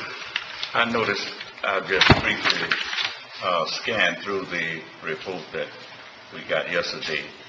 I noticed that the lady did not mention anything about minority jobs in this. Okay. What's your take on it? That's a good question to address. I mean, it clearly is something that we should incorporate into our discussion at every level as we talk about the organization of the city of Apopka. So I'm completely open to that discussion. Okay. Okay. Anything further? If not, we're down to old business council, old business public. Dr. Shah. Ray Shackelford, 2082 Carpethanian Drive. I just want to thank the CAO Anderson for following up on the concerns about minority and women contractors for special projects, and also his frank discussion about diversity within City Hall. So as we move forward as one city, I hope we all rally around the fact that as we move forward, we cannot afford to leave 50% of the population behind. All of us must be involved in the economic development process and diversity. So again, I just want to thank CAO Anderson for his commitment and his word. Thank you very much. Thank you, Dr. Shackelford. Any other old business public? Any new business council? Any new business? Sorry? Over here. Oh, I'm sorry. Commissioner Ruth. I just wanted to throw a thanks out to Chief Manley. Now that school started, Washington, the street right behind my house, seems to be a main drag race. Everybody likes to go that way to get to school quicker, and that stop sign's really important there at Oak and Washington. I appreciate the presence there because it slowed the traffic down. The other thing that I needed to ask Mr. Dredge a question on the reclaimed water rates. I had and I don't know the owner of the house out at Rock Springs Ridge, but when she called me, she was concerned about her reclaimed water. I don't know how to answer the question, and I'm looking for guidance is the only reason I bring it up. Apparently, on her side of the reclaim, she had a water leak. I guess we go out, we put an orange tag on the door and tell them that they've exceeded their water rates. I live downtown. We don't have reclaim. And I guess their bill was all but $900. And I didn't know how to address that question with her because she kept saying if they monitor my water bill to know that I'm over, could they not have made mention that there was a leak so as they could fix it? Let me tell you how that works. Everyone, the council passed when we did the water rate increases. We get midway through the billing cycle, you will get a card in the mail, an orange card that says if you continue at your current rate, you're going to be in the payment section. So that's the warning to take a look at what's going on at your house to make whatever adjustments you need to keep that from happening when the billing comes in 2 weeks. In this particular case, if she did have a leak, if she will come contact us, we'll go out there and take a look at it, and we do work with them on those bills and write them off. In most cases, you're entitled to, we work very closely with the homeowners if they can demonstrate that was in fact the case and show that they've had it repaired. Well, that's very helpful. Yeah. That way I know how to respond to that because have her call staff. We'll jump right on those things. She can call the city and ask for my office, ask for Richard's office, and we'll direct her to the right place. That's all I had. Thank you. Okay. Any other new business, council? Any new business, public? I did have a card turned in. New business, public. Linda Lorendo. Linda Lorendo, 1785 Nordic Court. Wanted to just mention about the budget and something I heard in last week's budget hearing. We listened to our esteemed police and fire departments give their list. And I know that it's near and dear to my heart because I'm part of the Citizen Police Alumni Association, and I'm also a former volunteer firefighter and EMT. And so the words that were spoken, like the striker chair and the bunker gear and boots and SCBA, those are terms that are familiar to me. And I want nothing but the best for who I believe is the best. We are the best of the best. And part of the best is that we have an ISO 1 fire rating. That is the best there is. There is no higher. We were, if memory serves me right, don't gig me, I might be one or two off. I think we were the 5th department in the state to receive the rating, and I believe we were the 49th in the country. The 49th in the country of thousands and thousands of fire departments. And what I heard, and if anyone wants to listen to it, it was at hour 3:27. Mayor, you kind of interrupted because I think Commissioner Aerosmith had to leave. And you said something about from a policy perspective that we needed to address this. And, quote, is that going to remain as a signature priority to the city of Apopka? And that was in reference to the ISO 1.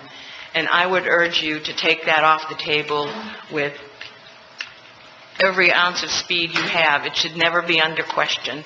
If we're going to attract new businesses and development to town, we want to be able to tout our lowest millage rate. We want to be able to tout our very best fire rating. So I checked with my insurance guy, and he told me that there were 3 tiers, PC 1 through 8, and 9 and 10, which doesn't even get talked about. But 1 through 4 is probably where we could fall.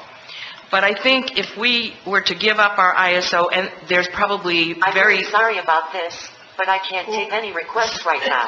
Please try again in a little while. That's just Siri, that's not us.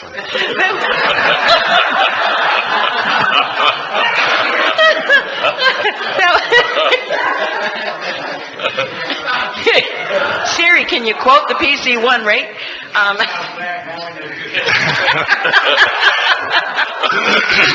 Wow, that was pretty cool. We would probably, anyway, somewhere I was.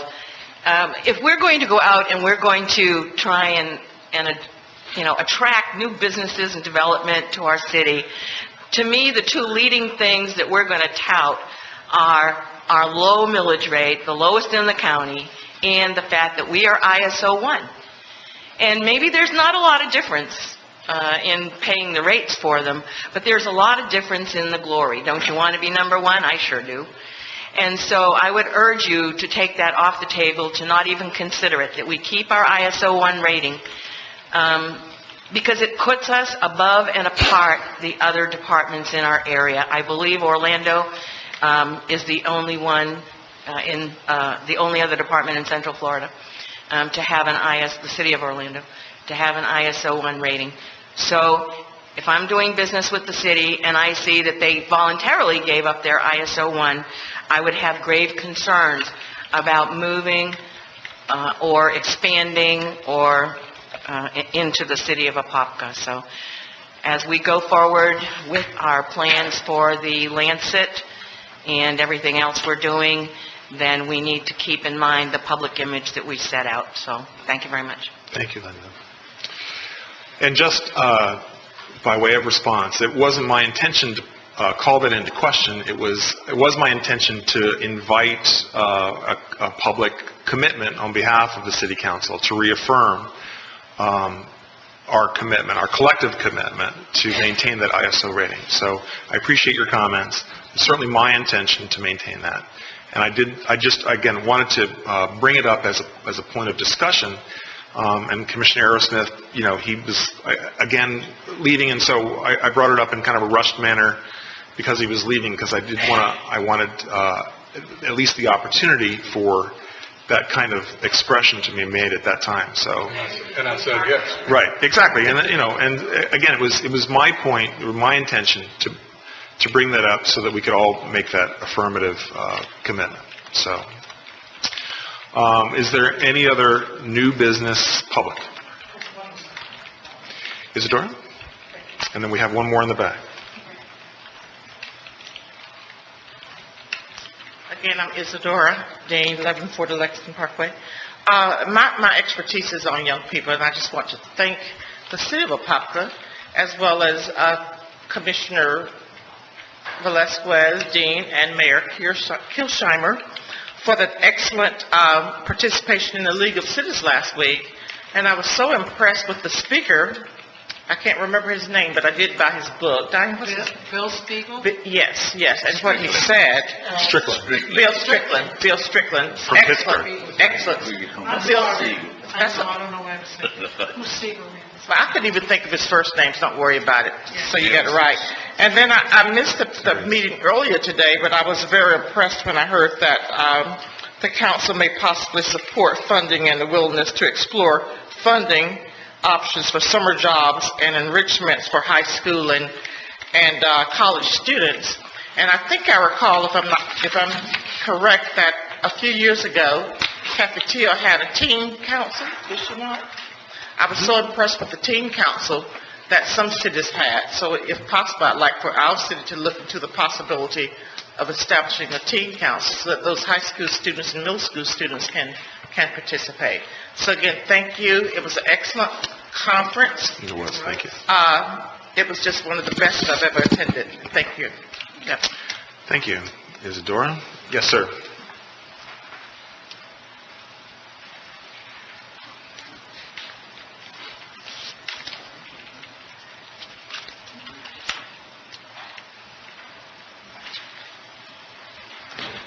Sylvester Hall, 981 Ashford Overlook Drive.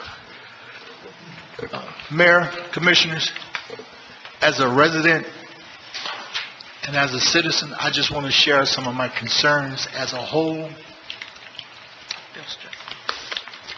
I tried to do this last meeting, but I had too much anger inside.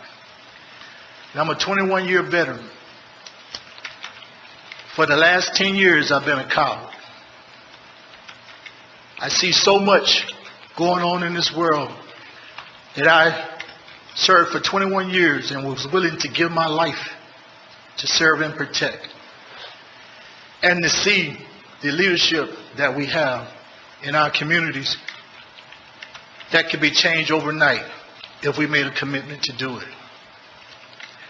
The last meeting you said you wonder why people voted for you because you felt they want change. Well, I remember pulling you aside right before I went in to cast my 4 votes for you. And I'm going to tell you why I voted for you. As a skipper, I commissioned you as my skipper that day because I said to myself I was going to get up and I was going to make a difference. The world's greatest Navy, when we pull out to sea, we have one mission. Go out, accomplish the mission the best we can, and make sure we bring everybody home. I commissioned you that day to serve as my commander-in-chief. And every commissioner sitting up here on the panel, I look at you as the department head for that CO. One thing that I'm testing you with, that CO made sure that he had the well-being for every individual on that ship. When we pull out to sea, we can't call 911. We had to survive. He knew what was the need of the ship. He knew the material readiness of the ship. If he didn't know that, 9 times out of 10, we wouldn't make it back home safe. If anybody can honestly tell me, with the resources, the technology we have today, is there any reason we should have poverty in our neighborhoods? We walk by it every day, and it's just become a normal way of life. I think we're better than that. So I task you today, for every individual that's under the city of Apopka, to make sure you treat them like family. And we know in family we have some that are gifted, some that are not so gifted. We know we have some that need attention, and some that need a little bit more attention than others. But they're our kids. They're our responsibility. And I think somehow we have lost the way. When we in America don't realize that people are our greatest resource, we have a problem. Not money, not technology, not cooperation. It's the people. It's the people that what made America great. And it's the people that's going to keep America great. So I promise you and I pledge you today that I will do everything in my power to bridge unity. Race is something that we don't like to talk about, because sometimes it makes us look in the mirror and it brings demons that we don't want to discuss. But I pledge this day to do everything I can to bring about unity and bringing about harmony. So Chief can sit back there like Andy Griffith on Mayberry and have him a smoke or two, have him a drink or two, and enjoy life. But it's saddening. It's saddening. You can tell in my voice. If I take away the concern I have about other citizens and the poverty that I see, and when we're the richest country in the world, and the money has always been there, it's just a priority where we want to put it. I pray that this day, that we will make Apopka, the city of Apopka, the model city for the world tomorrow.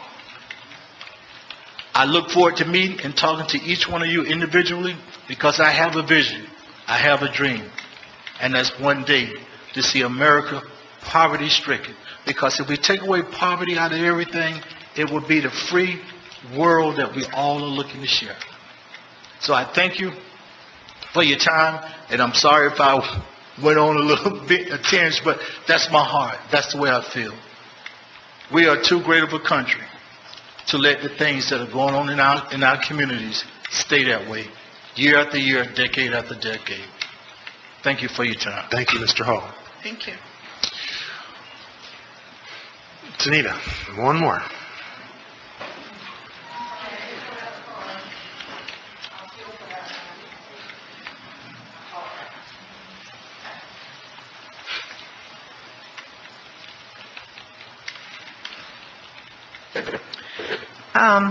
Mayor, as you know, I live over there, Tanita Reed, 651 O'Leary Court. As you know, Mayor, I live over there next to my street is parallel next to the Apopka High School.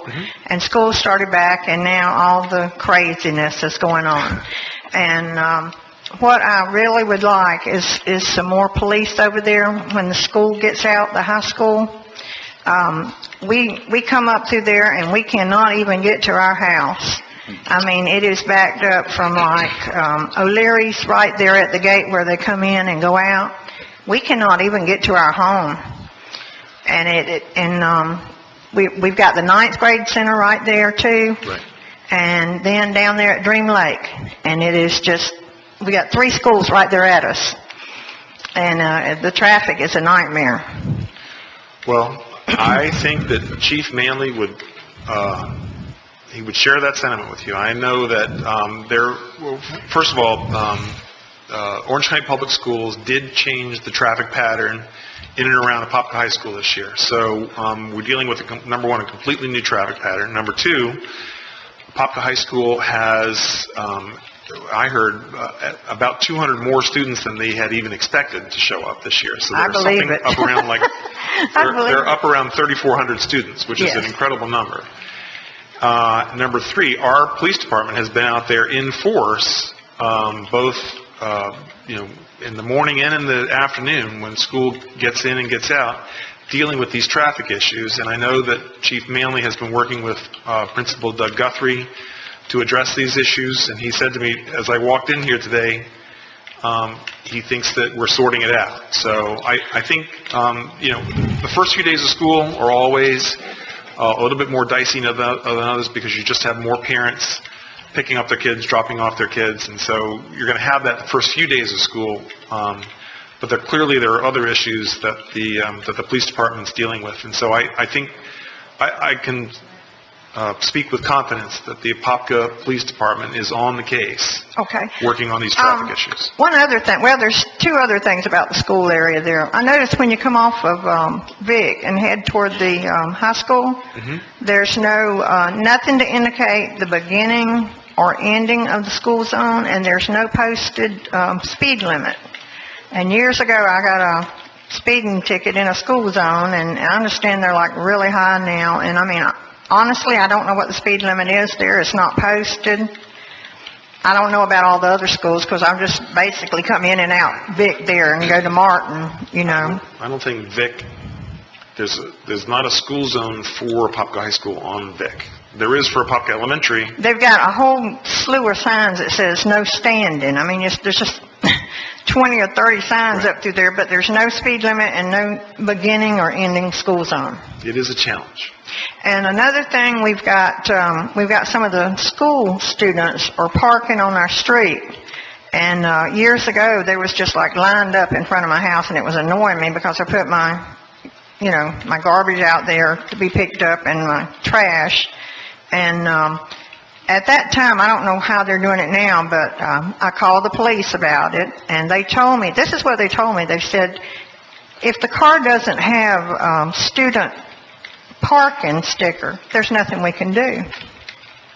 And then later on, they told me just call the tow truck. But I didn't do that because, so I don't know what to do about those kids, you know. I don't want to be evil and call the tow truck, so what do I do? Well, if you have a specific complaint, you can call the police department, and they'll come out and look at it as best they can. Okay. And they'll address it within the bounds of the law. Okay, because it is the school kids parking there. And at first, I just thought it was my neighbors parking there, you know, because they have a lot of company, so I didn't say anything. But then I see these school kids, and I think, well, why aren't they over there parking where they're supposed to park? I know we're working hard to address all these issues. Okay, thank you very much. All right, thank you, Tanita. All right.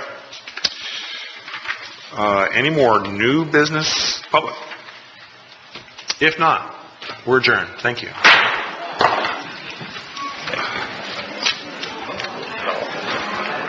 What? Would you please rise? We're going to start our session this afternoon with an invocation by John Ricketson, publisher of the Apopka Chief. Do I need this to better hear me? Thanks, Joe. Join me, please, as we pray.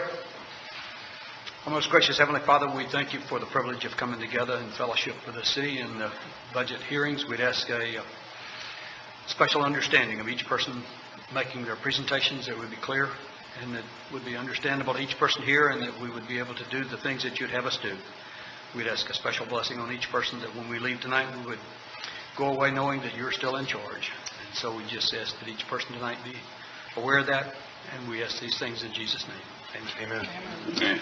Please join me in the Pledge of Allegiance.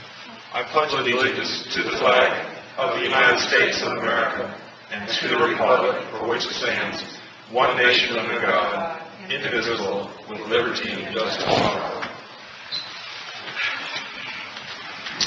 Well, thanks everyone for joining us this afternoon in the second of our budget workshops. As we said before, we're going to consider this Budget 101 for the purposes of educating both myself and our new commissioners, and of course anybody else who'd like to participate. This evening we're going to go over the budgets for community development, public works, and enterprise zone, and then we'll do the next one. Okay. All right. So we're going to start with John Dredge. To give you a little bit of lead in, just for you, those of you that don't know anything about the budget. Public Services, he'll outline what their functions are, but they're actually two separate entities down there from a funding standpoint that we from a cost center standpoint that we work through. One is the enterprise fund, and the others comes out of our general fund budget. Enterprise funds are water, sewer, and things of that nature. Those funds are required to be run just like you would a business. So we have profit and loss there, and the funds are totally separate, except when we do budgetary transfers, and we do include, since we do make money off of water and sewer, et cetera, that fund does support some of the general fund activities. So just a brief oversight into that, and then John can break out as we go through the function. Okay. Commissioners, Councilman, Commissioner Mayor, John. You might have to speak up, John, just to speak directly into the microphone so it's captured by the recording. John Judge, Public Services Director. Can you hear me? Okay. We have 18 division public services. I'm going to try to go through them. I highlighted the large item, and if you need or want more detail, please stop me. I'll be glad to go as detailed as you want. So I have about 75 pages. 75 pages? Oh, okay. Yes. Well, as everybody knows, we have a council meeting tonight at 8. Right. But that's why I'm going to go short with it, but if you needed to... that all of us would like at least a little... That's why we didn't do community development, too. The ability to run through a drive-through between our budgets workshop and our city council meeting. So. Okay. I'll start with the first one is the fleet. When I did the large number, I circled them with the green circle. So this is the overtime, 25,688. Then the other item, circle the utility is 8,000, and repair and maintenance on buildings and equipment, 27,000. And general operation supply is 26,800. And we have a fuel and gas is 4,300. And we have no capital item in that division. The second one is the cemetery, small items. We have the 4,600, 15,000 for tree removal and the minor repair for the shop.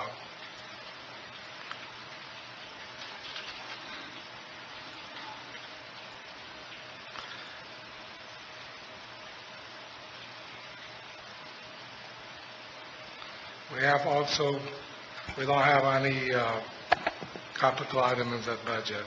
The other one is the ground. The overtime about 6,200. We have the utility is 22,000. 22,000. We have the repair and maintenance, 10,500, and vehicle maintenance, 22,000. Landfill charges are 7,000.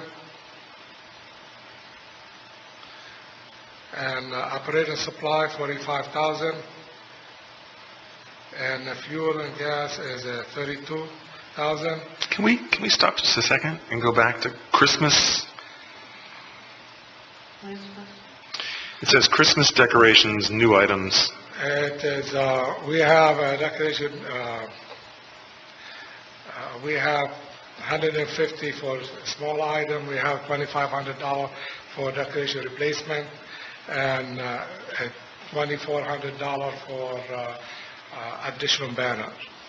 And so, just generally, our policy regarding Christmas decorations in our public facilities, do we own our own Christmas decorations? Yes. Instead of renting them? Yeah, we used to spend about $30,000 a year on rental. A few years ago, we stopped renting them, and we invest some money in the street decoration, and which we cut the cost more than half per year. So it used to cost $30, and now it costs us roughly what? Rental. We used to rent it and spend between $25,000 to $30,000 a year a few years ago. So we just add to it each year. Yeah, we have the ones we've been accumulating, we just add another $5,000 a year. Right, something like that. Just generally speaking, and I've heard folks in the community who would love us to have more and more lavish Christmas decorations. I'm just putting that out there as a general statement. I second that. I mean, Christmas is it's a festive time of year. Our decoration is deplorable next to other towns like Ocoee, Winter Garden, especially Winter Garden. It looked like we didn't even have any Christmas decoration up this past Christmas. It was pitiful. The only thing Christmas looking was the park. And We had the museum last year. We did the Christmas Festival of Trees. Yeah, but we have the museum decorated outside also. Yeah. I'm still saying, Diane, that on the light poles, that decoration is pathetic. And I'm not being facetious. And I feel like we should put some more money in and do a much better job with the type of traffic we have coming through Apopka. It's pathetic. In the interest of time, so noted, and we'll have something there. Let's move on, please. There's some direction. Okay. Thank you, Commissioner. Okay, and equipment and machinery, $26,000. We replacing old tractor. And we have $100,000 is 1/3 of the share to renovate or move the complex on 8th Street for ground and street. As a ground athletic complex, we have the other salary goes as a standby employee and for the tournament and so on, at $31,000. We have the overtime, $5,200.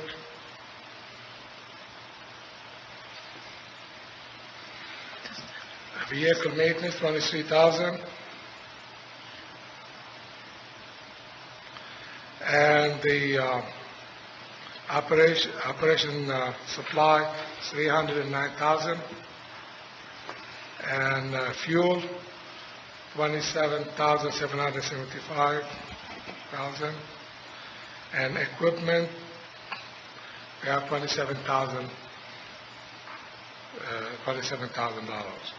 It is, we're replacing old vehicle with F-150 and minor equipment, the air conditioning and spreader.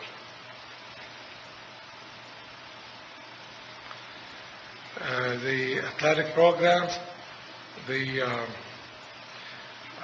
part-time for the tournament and other activity is $70,000. The overtime, $36,000.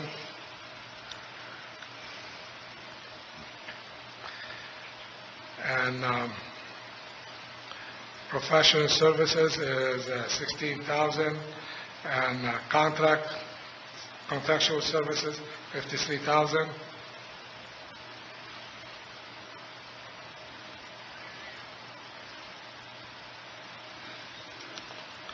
As utility services is $182,000.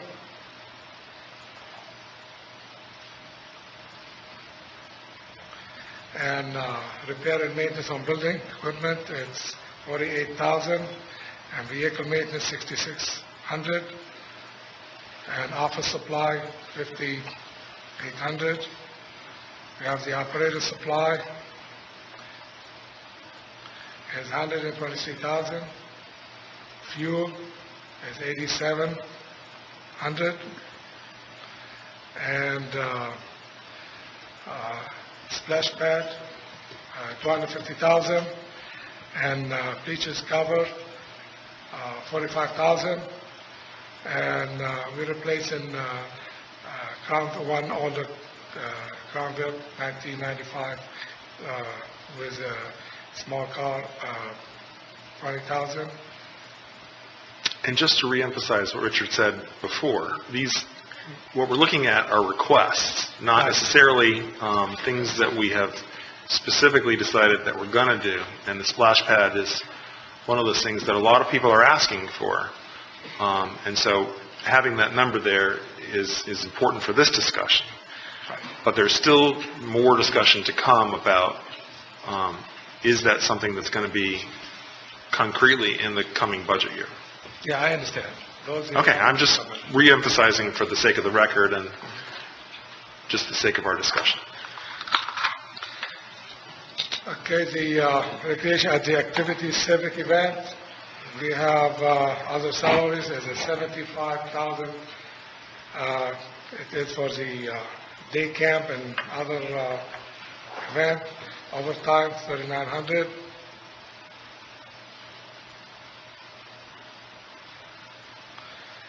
As a printing services at $4,200.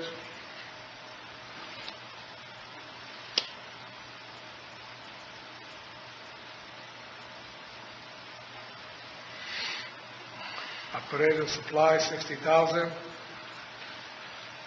Equipment and machinery is a $60,000.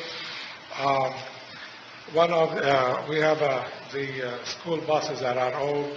We put a $60,000 to replace. One of them was a newer model. It's not going to be brand new bus to replace we put 60,000 for one with a newer model. Street division, we have overtime, 16,000.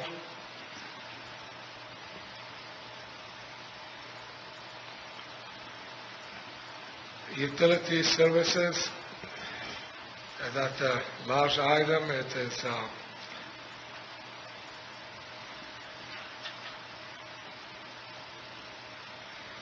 $1,392,000. That is the pay for a lot of that cost for street light. You see it.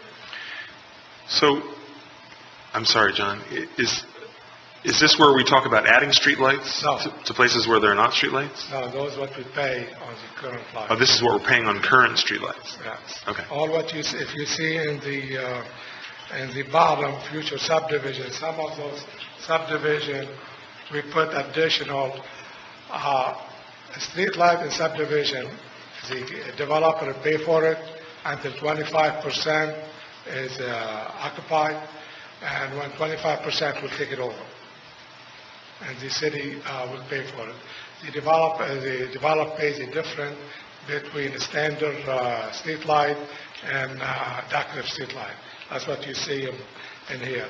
And we put every year additional for expected subdivision to be 25% occupied to take them over, but which about $20,000.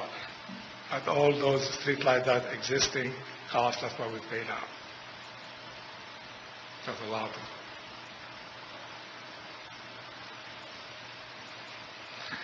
And you have a lease on the crossing, railroad crossing, and another about 14,000. Repair and maintenance on buildings and equipment, 62,000. Street resurfacing, we put 600,000. Street striping, 40,000. Vehicle maintenance, 31,000. And landfill fees, 26,000. Hey, John. Yes. Can you go back up to street resurfacing where it says federal grant? Do you know when the last time we applied for a federal grant for street resurfacing was? Was that the Old Dixie Highway job? Old Dixie Highway, we did it for federal. A lot of those federal, out of our local street does not meet the federal. What we have a planning to do in October to apply for the block grant for about 400,000, $400,000. We're going to apply for the block grant. Most of our roads don't qualify for federal grants, so that's why you don't see a lot of that. You don't see it. Can we get an updated list of we used to have a 5-year resurfacing scheduled. Can we get one of those at some point? Yeah, we can. Just an update. Yeah, we have now, this year, we have about $250,000 for street resurfacing. We already put the bid out. We have a few streets to be resurfaced this year, or this is the current budget. And we put $600,000 for next year. And hopefully, the following year we can... Yeah, that's just a good reference point. We'll email point. you a list of those streets. Yeah, it's just a good reference point to go to when people are asking. May I ask you a question, John? Yes, sir. When is the last time we updated our garbage collection trucks? The garbage collection? Yeah. Last week. Last week? We just got a new one. You did? We bought 2 of them this year. We just got them, those 2 of them. And we got also actually, between last year and this year, we have 4 new. 4 new. Okay. The reason I pose that question is, I see you only have $30,000 for maintenance. Those is not the sanitation. Sanitation is not here yet. I haven't got the Sanitation's coming up. Okay. This is street sweeper. This is street only. Okay.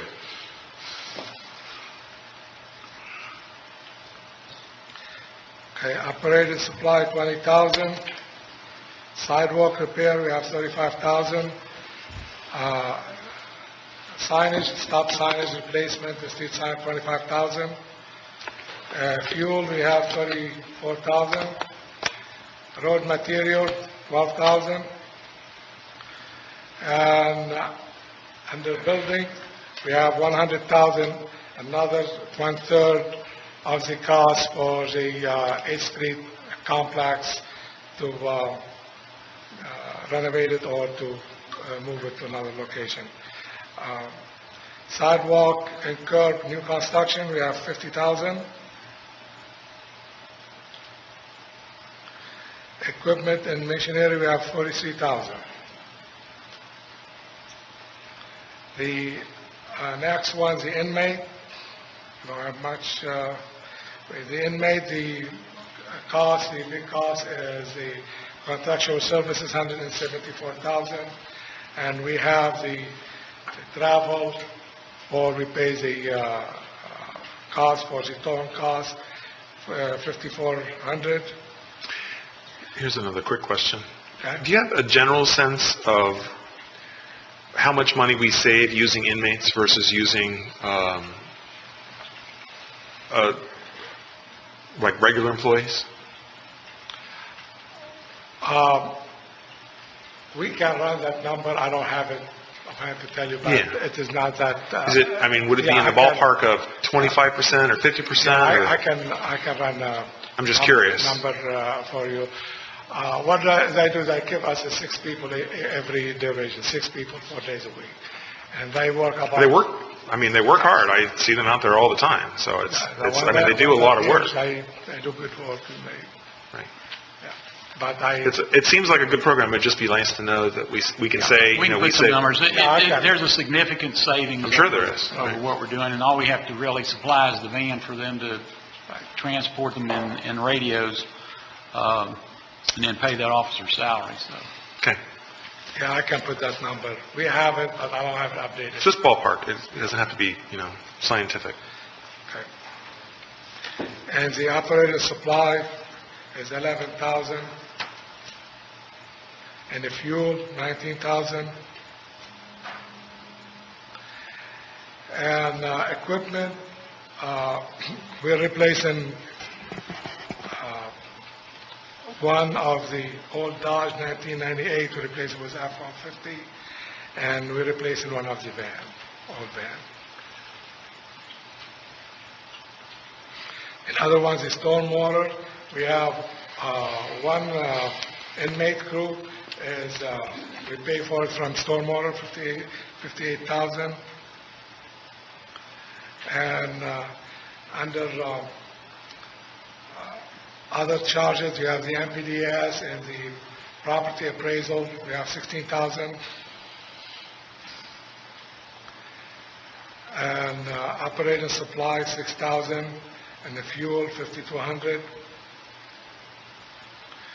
And what we do, we put in the drainage citywide, this is spent on projects, stormwater project, we have 350,000. We use them when we do drainage project like downtown or any type of a big drainage project before. Does this number cover what we're doing for the downtown stormwater drainage? This is not that we put it, sometimes we don't spend it. Okay, we put it and we build it from year to year, depending on the project, but some of the money will be spent on the 60th improvement because we will be doing downtown some drainage improvement. Okay.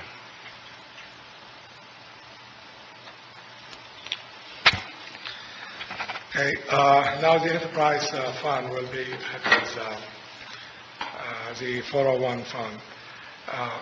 And utility administration, we have contractual service, 6,400, and utility service, 11,500,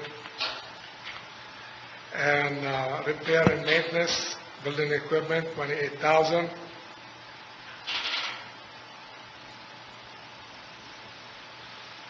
And operator supply, 4,700. And fuel, 2,900. And we're replacing the AC is over 25 years. The unit is a 7,000, and we're replacing Explorer 1999 Explorer is F-150. It's 25,000 total. The next one, the water plant. Overtime, you have a 20,000. Professional service is 5,300. And utility services is 510,000. A lot of it electrical cost running the plant. The repair and maintenance building equipment, you have 218,000. Vehicle maintenance, 6,200.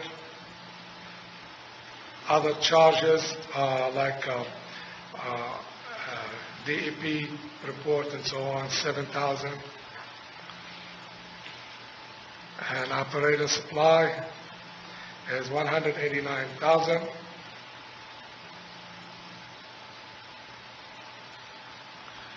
The fuel, the fuel it is 33,875, and we have the water conservation incentive program for 8,000. And equipment and machinery, we have 63,000. We have a couple pieces. One piece of equipment we changing is 27,000. Another vehicle we changing existing one 2000 model with a van with 200 with 250 and 250, total 63,000. And the wastewater treatment plant, the overtime 13,000.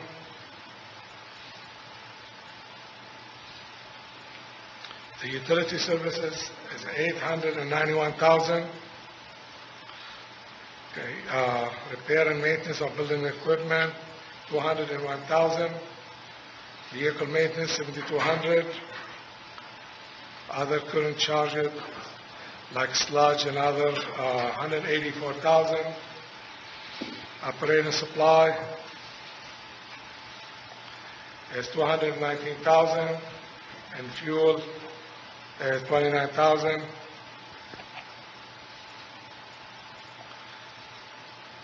And also we changing some small equipment is 72,000 total. Utility construction, we have utility service 9,000. Is vehicle maintenance 36,000.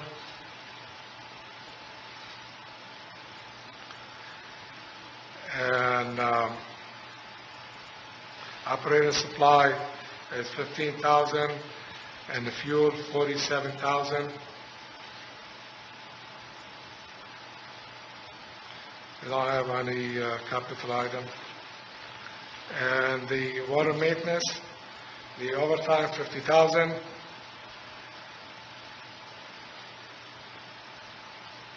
And utility services 10,000. Rental and lease, mostly for the railroad crossing, we have a $500, about 11,000. Vehicle maintenance 42,000. Other current charges, locate in Orange County, Orange County permit 7,000. Operator supply 369,000. And change out meter, large meter 6,000. Backflow rental is 49,000. Fuel 45,000. And miscellaneous water main upgrade in the small water line is 100,000. Equipment, we have F-150, which we replace an existing one, is 30,000 is a CNG, and and a small piece of equipment, 5,100, total 35,000. Wastewater maintenance, overtime, 27,000.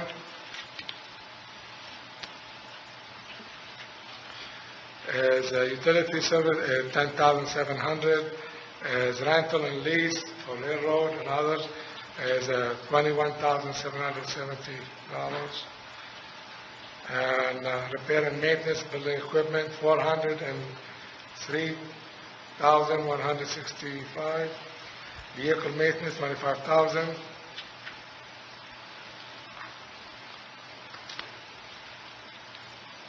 Operating supply, 213,000.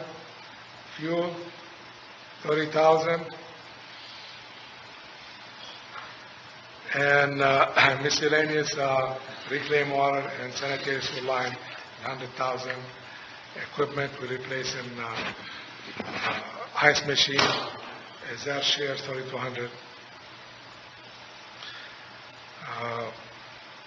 Utility restoration, as the overtime, 2,600. Vehicle maintenance, 7,400. Operator supply, 8,600. And the fuel, 10,000. Also, as at 100,000 as a 1/3 of the 8th Street complex for renovate it or move it another place. Design engineering, utility service, 6,700.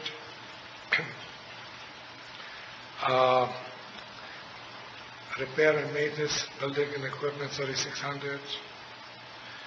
Operator supply, 6,600.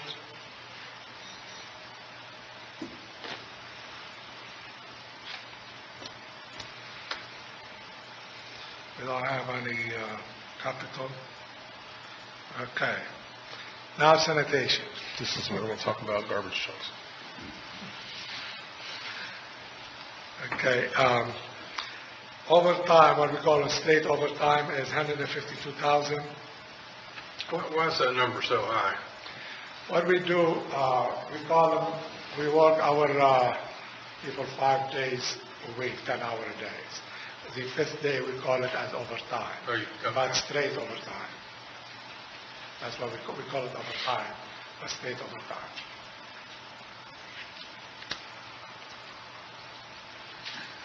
It's not actually overtime pay. Right. Not overtime pay, state That's what you're saying. I was It's trying to just think. broken out that way because Well, of we're going to hire more people in regular time than have all the overtime. That's what you're saying. It is. Okay, you have a postage and shipping, 8,500. And the utility services, the landfill charges and so on, we have 1,018,000. Vehicle maintenance, 231,000.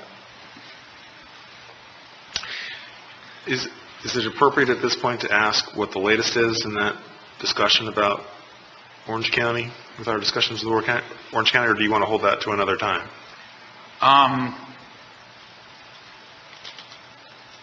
We're still waiting on Orange County to sign their contract and the agreement to go forward. Okay. As you know, they're wanting the city of Orlando to sign on and hoping that the other cities will encourage that to go forward. But we're still in the talking phases, and I think we'll probably get that wrapped up pretty quick, though. Okay. Okay, temporary labor, 116,000.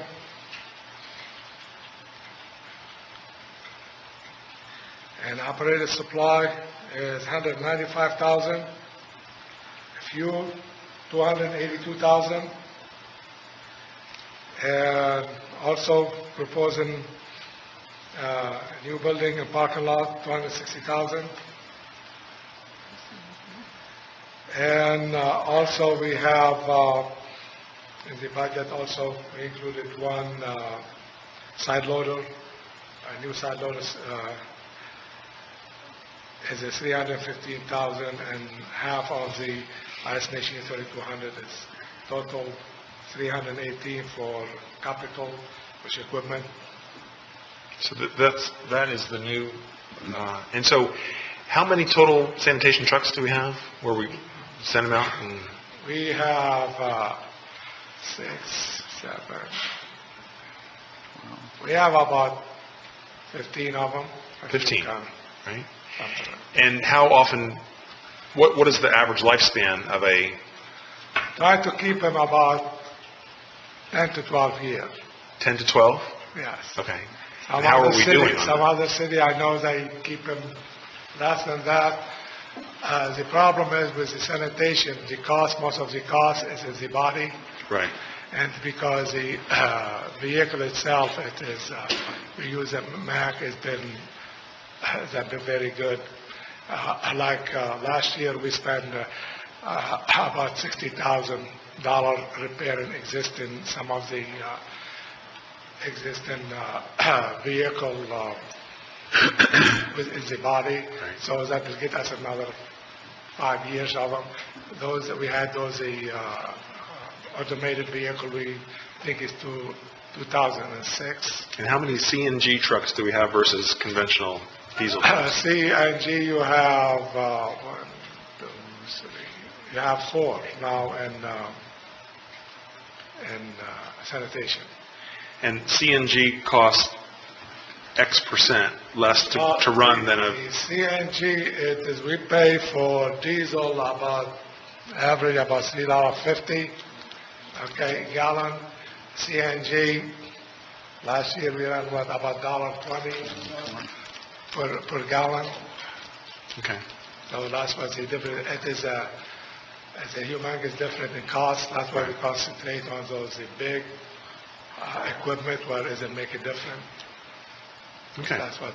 And just, again, big picture-wise, sanitation and having our own collection system is one of the things that makes Apopka unique, and one of the things that I think our residents appreciate having versus what we see in other cities where they bring in outside contractors to do the hauling for them. So, Along those same lines, we just recently met with Republic. They wanted to bid see about doing our service. So I just asked them to look at it. They came back and said that they couldn't do it any cheaper. So that's a pretty good statement. What's the average cost of one of those trucks? Those ones, the CNG, 315,000. And what we'll do, we apply for a grant. When we get it back, that grant, it is 25,000. We get back from the state. I mean, ready to pick up garbage complete. I don't just mean the truck. I mean, $315,000 plus we get a $25,000 rebate for using CNG from the state.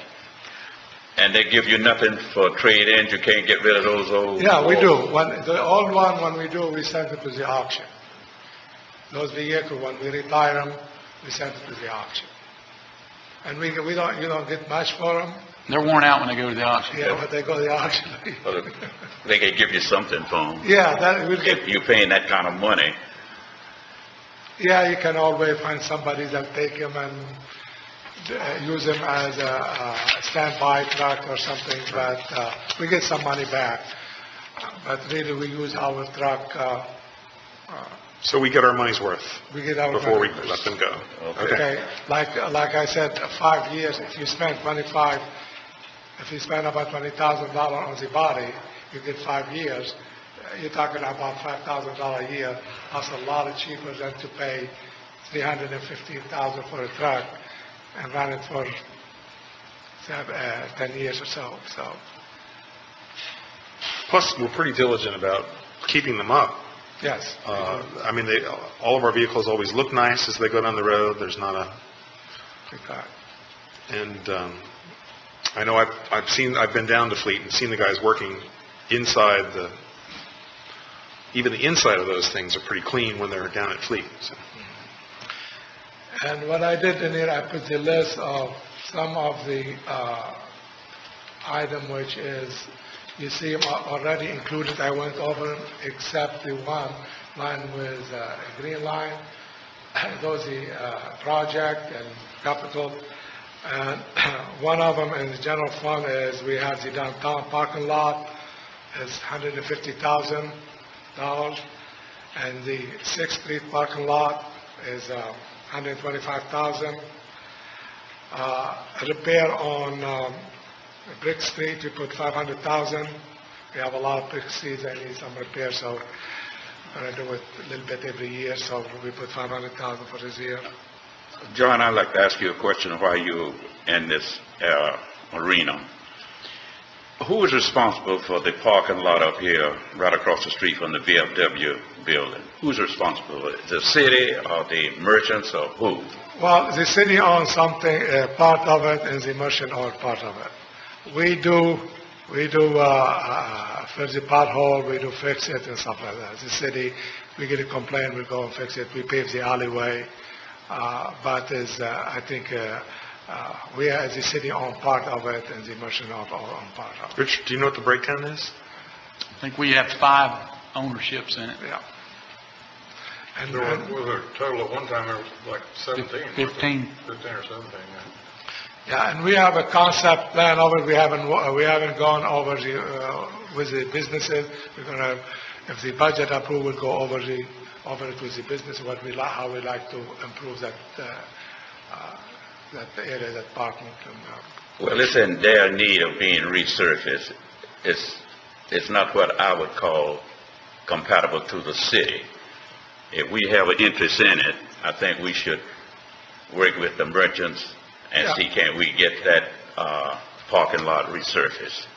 Well, it is a park. Yeah, we will be working with it. We're not going to go and just say do it. We will be working with the businesses to make sure what we're doing and everybody and buy on it and agree with it.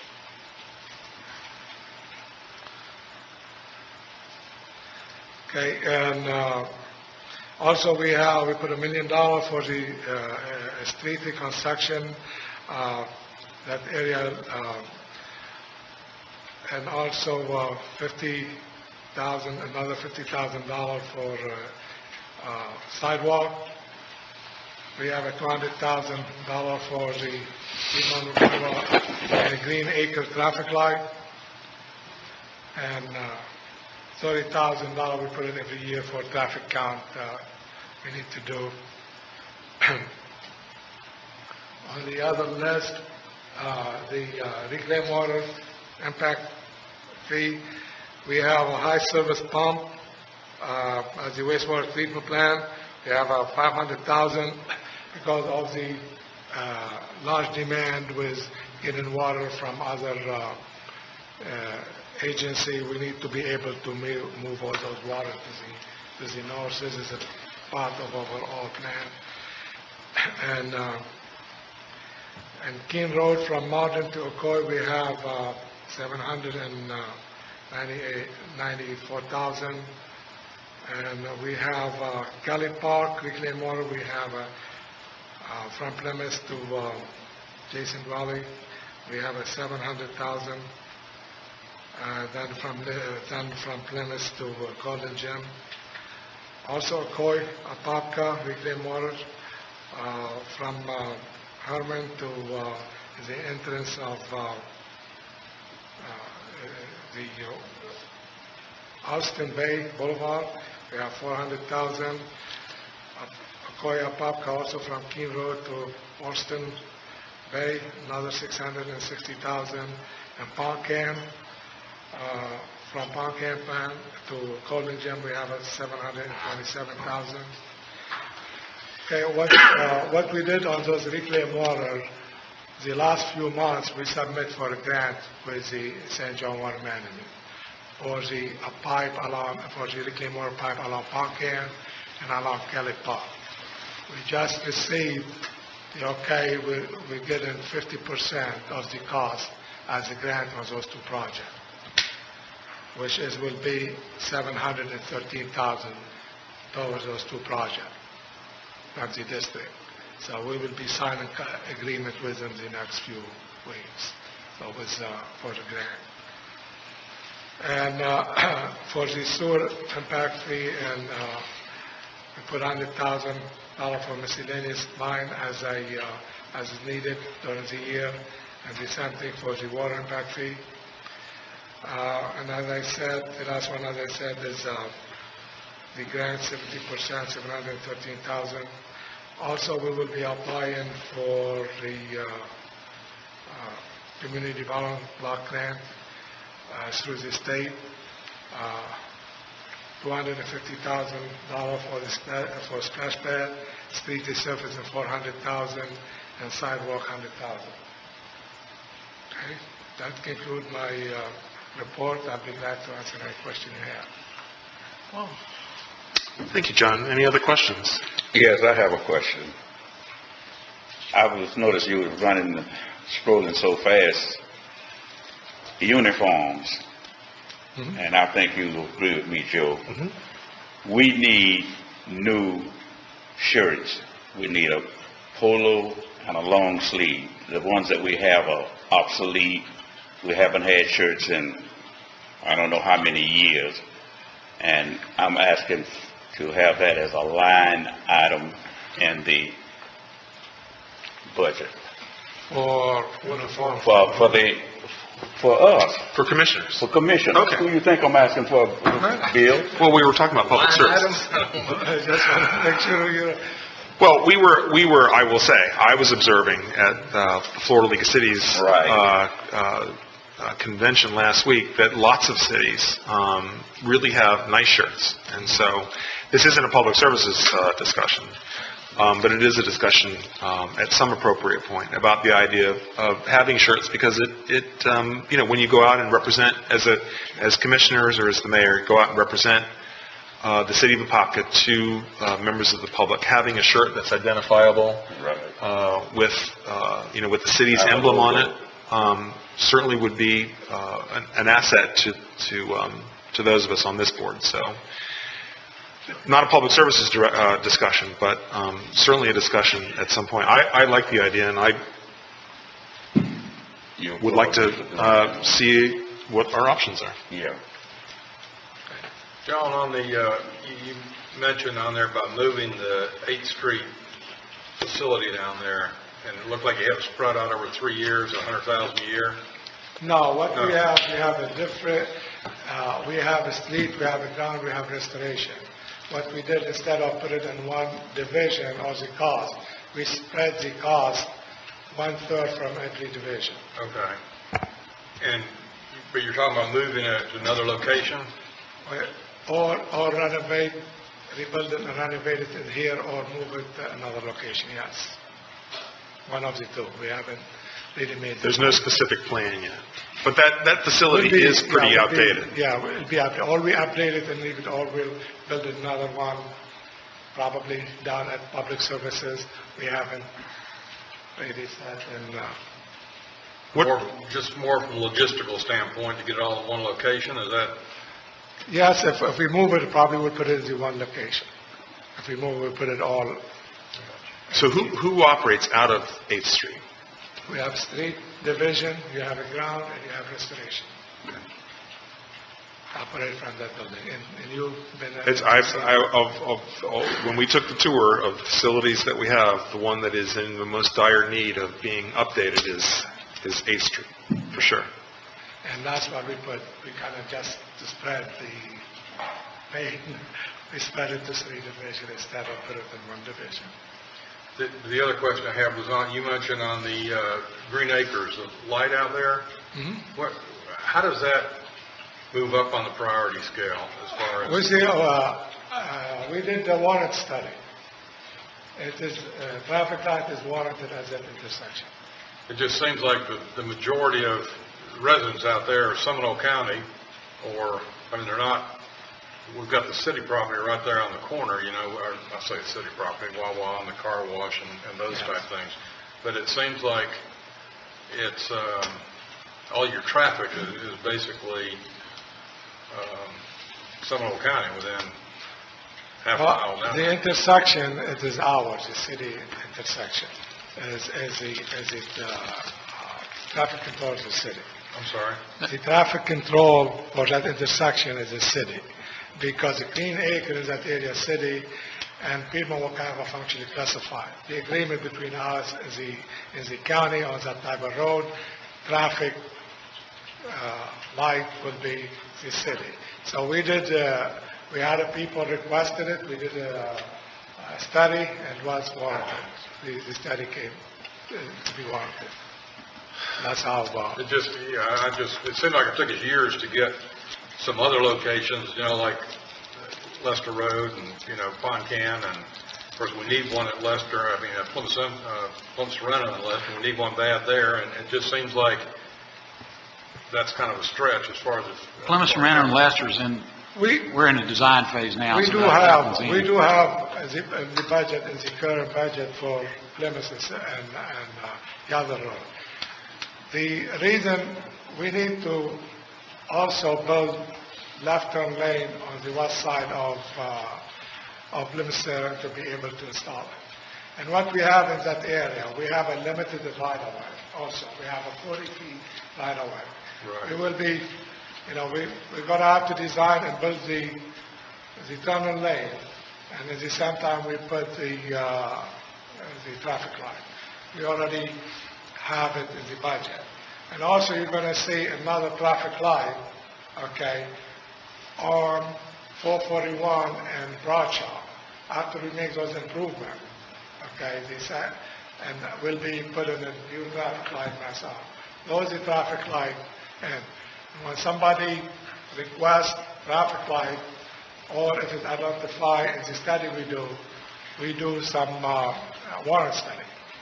If it's warranted, we'll move forward. Right, okay. But if it's not, we don't. This was a citizen request.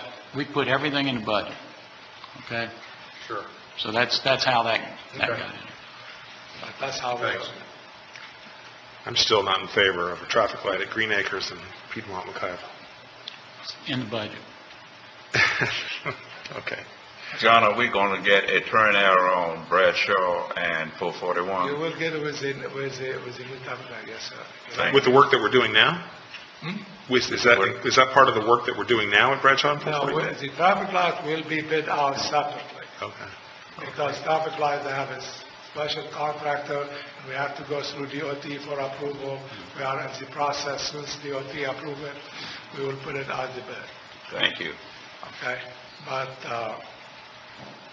it'll be must arm. Everybody that shops at Wawa will thank you too. Okay, any other questions for John? If not, thanks very much. Up next is that it? That's all of it. Okay, all right. Do we have any members of the public who would like to contribute to this discussion? Sue Kidd.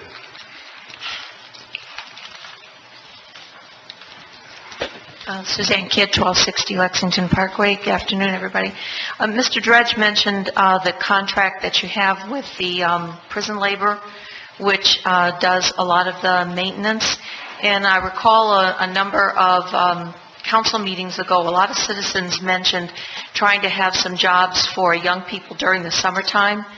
And maybe we might want to think about, I don't know how this contract works, but maybe you might want to think about the possibility of perhaps keeping the summer months open for that same kind of work being done by young people in the community, which would give them a chance to have a job during the summer.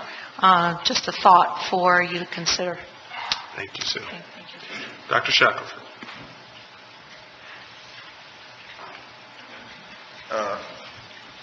Ms. Kidd and I, we're on the same path.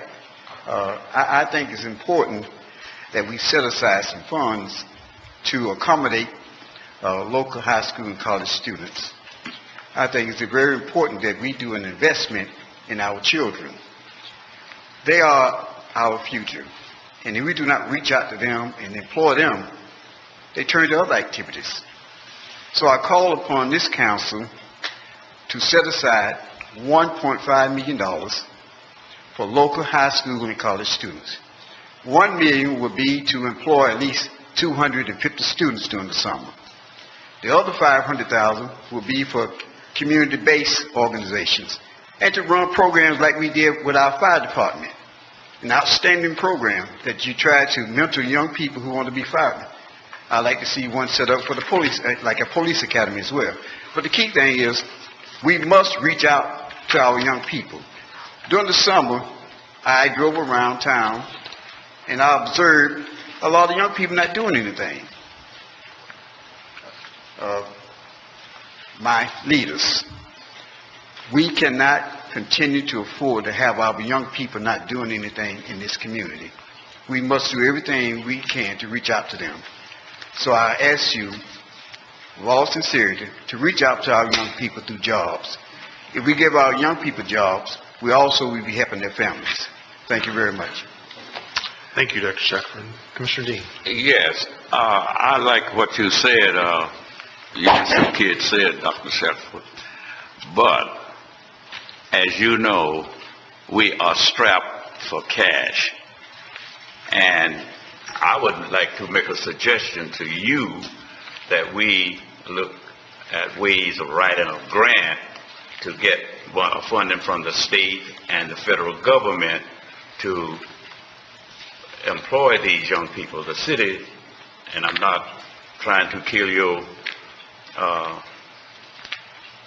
program, but you saying 250 students, that's a lot of money that we do not have, and we can't spend money that we do not have.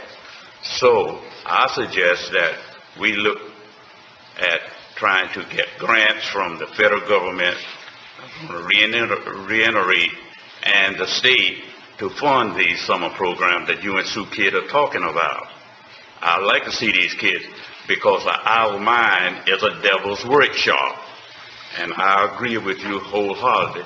We need to have programs to try and curtail a lot of the, I won't say crime, but the police department is working very diligently trying to keep our city, intact. Okay. I am a former city councilman myself, from the city of Waco, Texas. And we reached out to the young people in combinations. True, we can go for grants, but we also must build our partnership with local businesses and community-based organizations. But what we did, we provide funds as a leveraging fund for grants, also to reach out to local businesses. At the end of the day, we must find ways to invest in our children, because if we don't, those gangs will take over. And what I'm fearful is, if we do not do anything to reach out to our young people, we may end up with another Ferguson.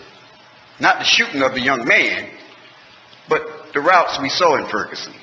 When young people don't have anything to do, they're going to explore all options available to them. And sad to say, a lot of the options focus on gangs. So we need to do a combination, but there must be a commitment from the city of Apopka to invest in our children. That's all I'm saying. Now, if we want to go grants, then I'll leave that to the mayor and the councils, because they're dealing with the staff.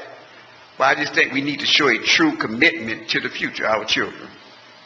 Thank you, Dr. Shackelford. And just to build on what Commissioner Dean said, and again, one of the people that I met last week at the Florida League of Cities was Clarence Anthony. You know Clarence? Who's now the president of the National League of Cities.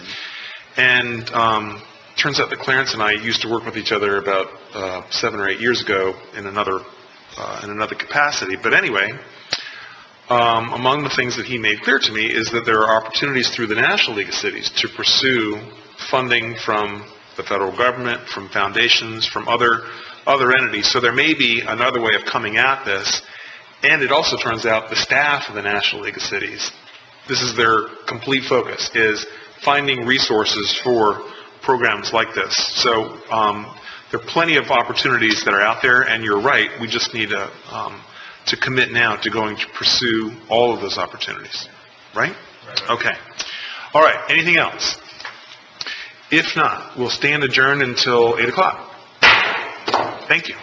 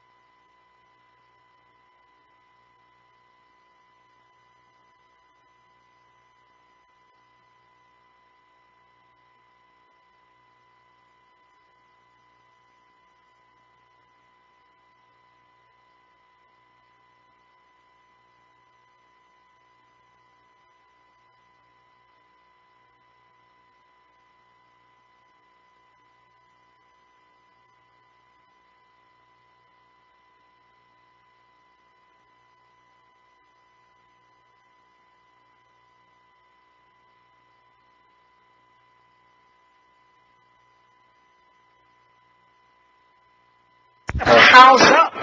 And so I said, oh my God, what was I thinking? What was I thinking? So there's two ways to go. I literally turned around and I thought about going through Francis